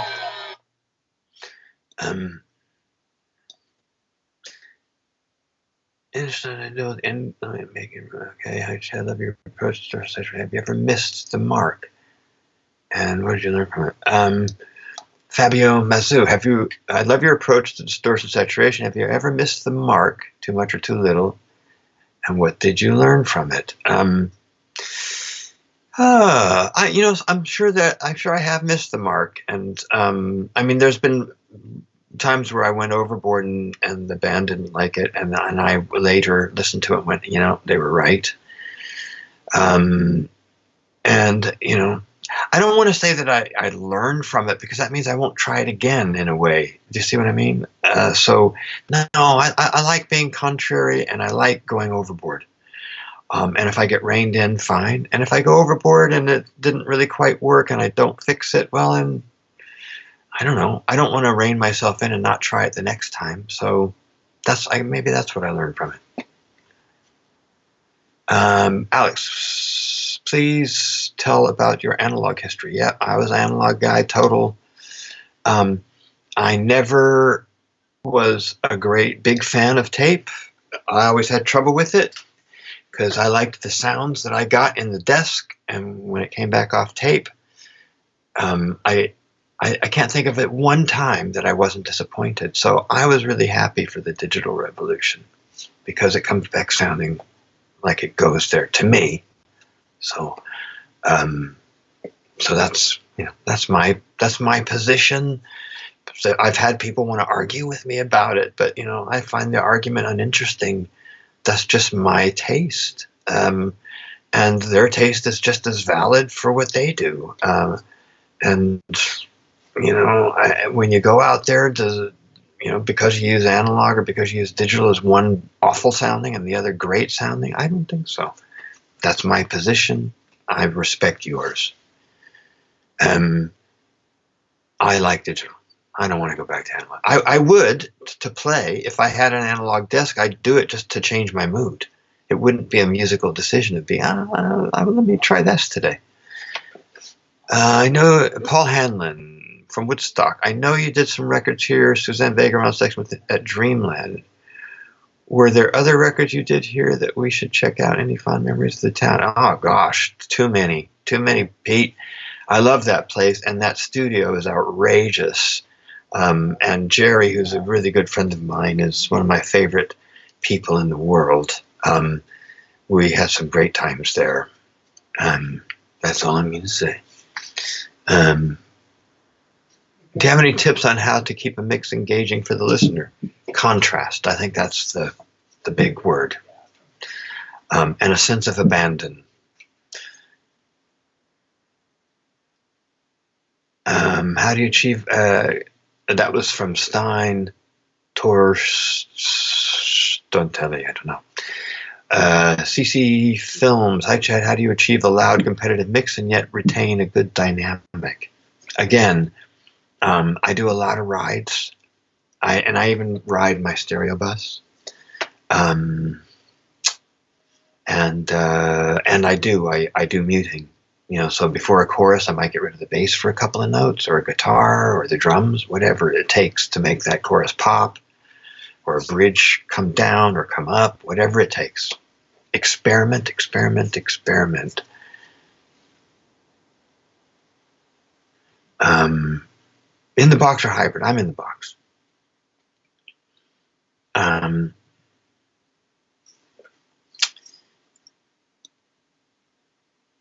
Now you do with loading. Have you used other DAWs from Philip Ramirez? No. I've been wondering how hard the coloring the vocals, saturation. Oh yeah, the Marco Suarez, the Last Shadow Puppets. I'm using on those vocals. I'm using Devil Lock. Really fun on vocal. I love Devil Lock on vocals. Just a little. And sometimes you dull it out completely with that dull knob, and just bring up the chest voice with the Devil Lock. This fantastic vocal tool.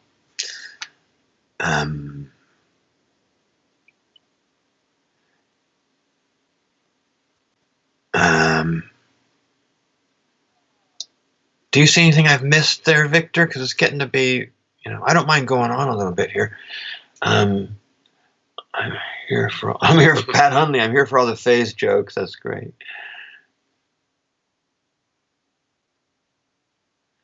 Jean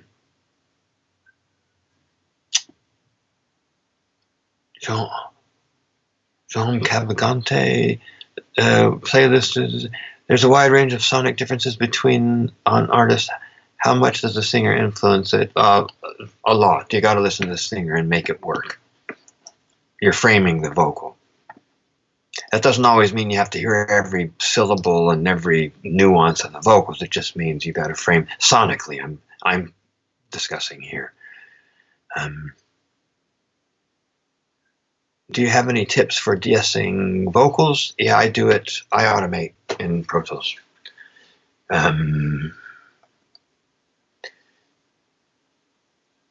Do you make mutual rides or just write with the mouse? Manual rides or right? I'm fully mouse now. My faders stopped working, so I've gone mouse. I kind of like it,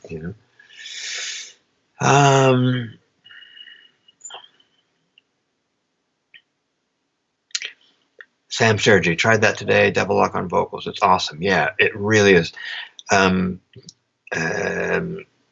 Hussinger, Nabrini, Sansamp. It's great. It's a different animal, but it's great.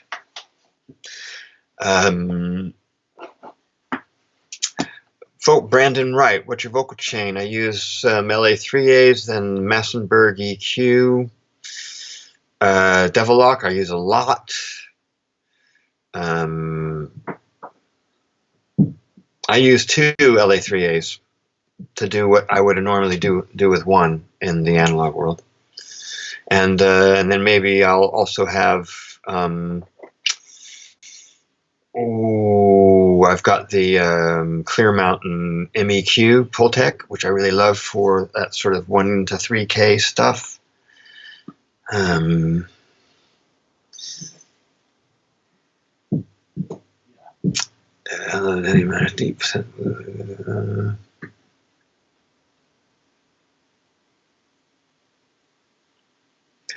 Barris Aragon, what is the book or movie that has affected you recently? Well, a book.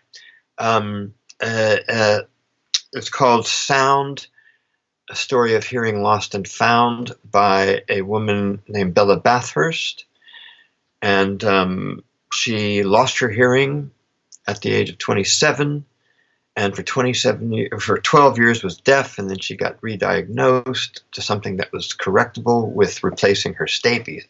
And she did the surgery, and her hearing came back. And I found that really inspirational because I know everybody's got hearing problems. I don't care what you say. We all have ears that are like what we'd like them to be. And what her book taught me was that it just doesn't matter. I get lots of people saying, I'll never be able to mix like you because my ears are so fucked. I used to be in a band, and I've got big dips in one side, and I've got tinnitus in another. Well, so do I. My ears are a mess. I used to shoot guns without hearing protection, and this ear is totally screwed. And and I used to worry about it. I used to really worry about it. That book really got me through. She just got on with it, and it was a fantastic book to read. Another book is Philosophy for Polar Explorers. I can't remember the guy's name, but I love that book. A movie. I really like Arrival. I like the music. I like the movie making. I like everything about it. Loved it. Let's see. Sergio, if you tell some stories about Pearl Jam's binaural, that would take too long. Sorry. Eyes meters really how low ends. It's all Brian Shortell, relying on your eyes meters. No, it's all ears. Okay. Do you use clippers? Michael Lamberts. I'm not sure. Clippers? I'm not sure what that is. I mean, I'm thinking of doing my nails. But Eduardo. Hey, Eduardo. How are you doing? Hi, Chad. At the last Thursday, you were talking about Bella Bathurst's book and the importance of keeping an eye on your hearing. How do you keep check of your hearing health, and do you have off days? I definitely have off days. That's why I spread mixes out over a few days. And I have my speakers set up so I can switch them left and right, and my headphones with the monitor, I can switch left and right and spread the load. Very heavy. Vladimir Geraldo, do you go 0 dB when you print, or do you leave some space? I leave a dB. Some mastering people don't like it. I like getting it right to where I want it. I was just asked recently to bring something down, which I did. That's no problem with Pro Tools.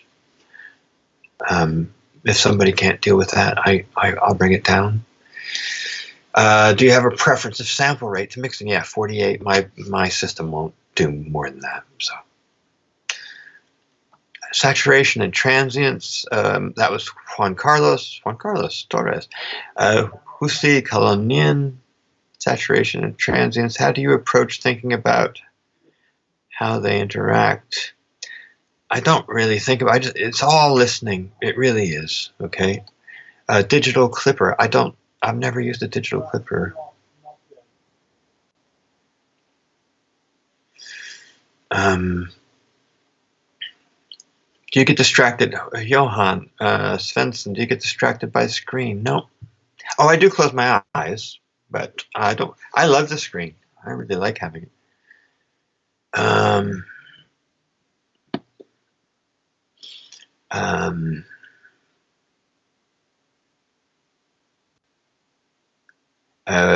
Blashbeck, did you use satin on the arcs? Heavily.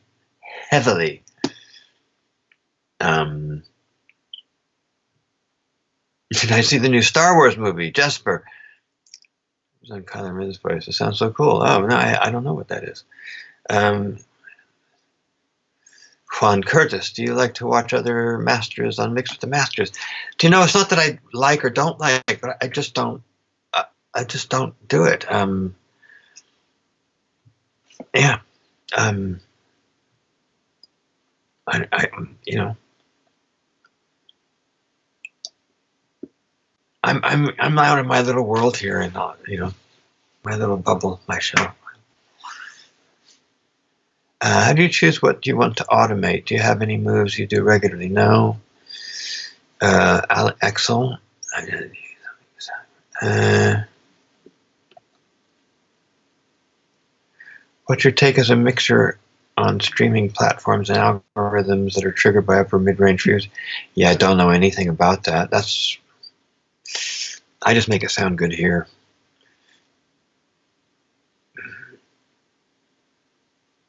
Can you please repeat the titles of the books? It was Bella Bathurst, a story of hearing lost and found, and Philosophy for Polar Explorers. What converters do you use at home from Eduardo? It's just I just have the Avid IO. That's it.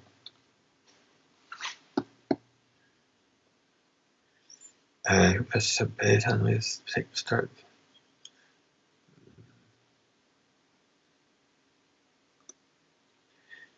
What interface, Jesper Malling? What interface are you using? I'm using the Avid Icon, the big one. What's it called? Icon Control? No, not Control. I forget what it's called.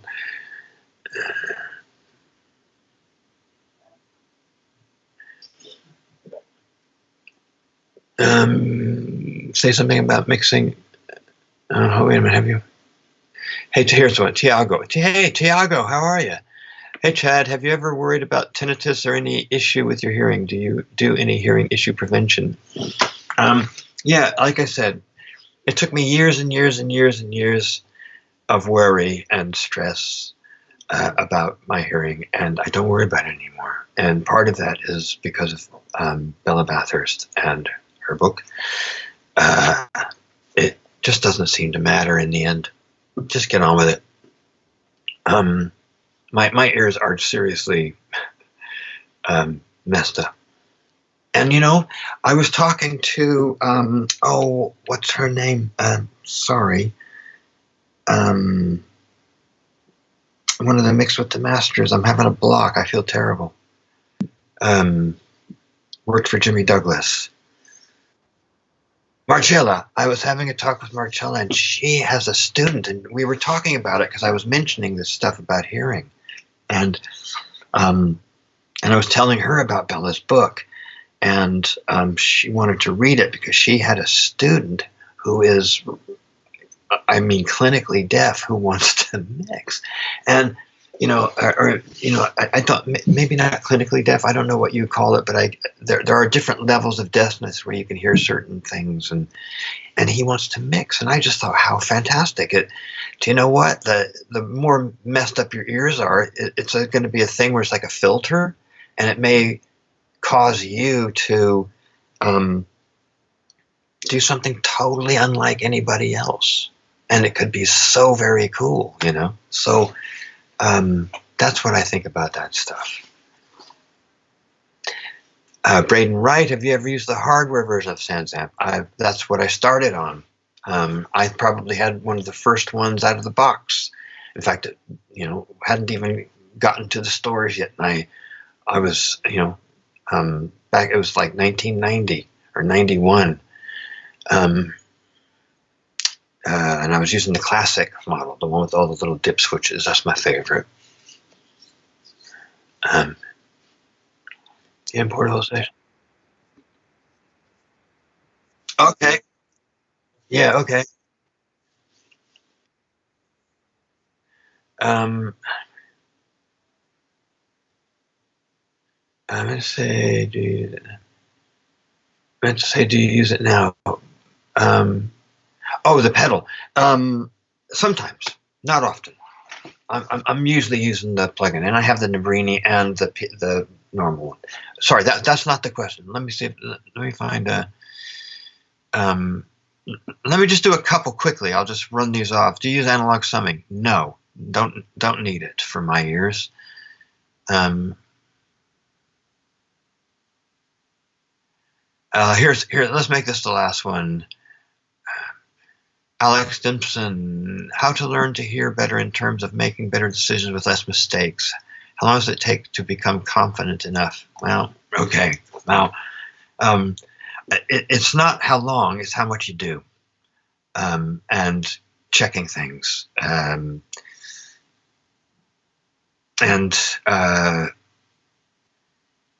checking on lots of different systems.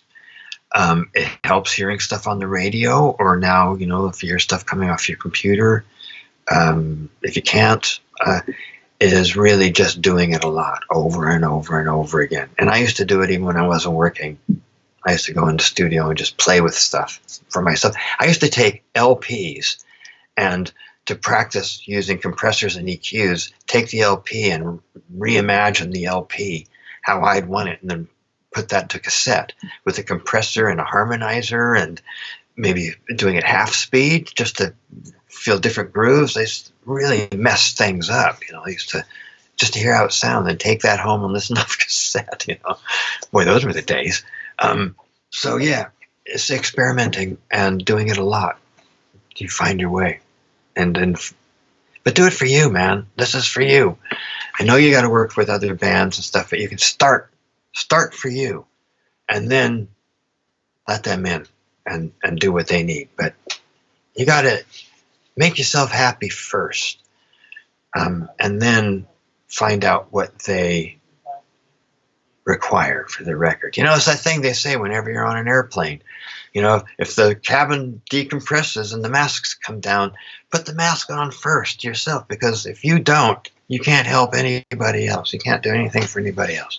You got to get yourself sorted, and then you can help everybody get their bloody mask on.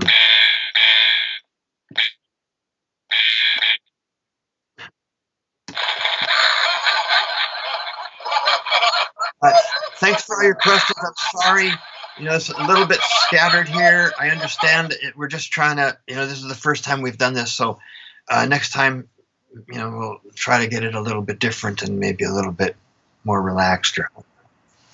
All right. Thank you. Thank you. Yeah, me too. Let me know. All right. Bye.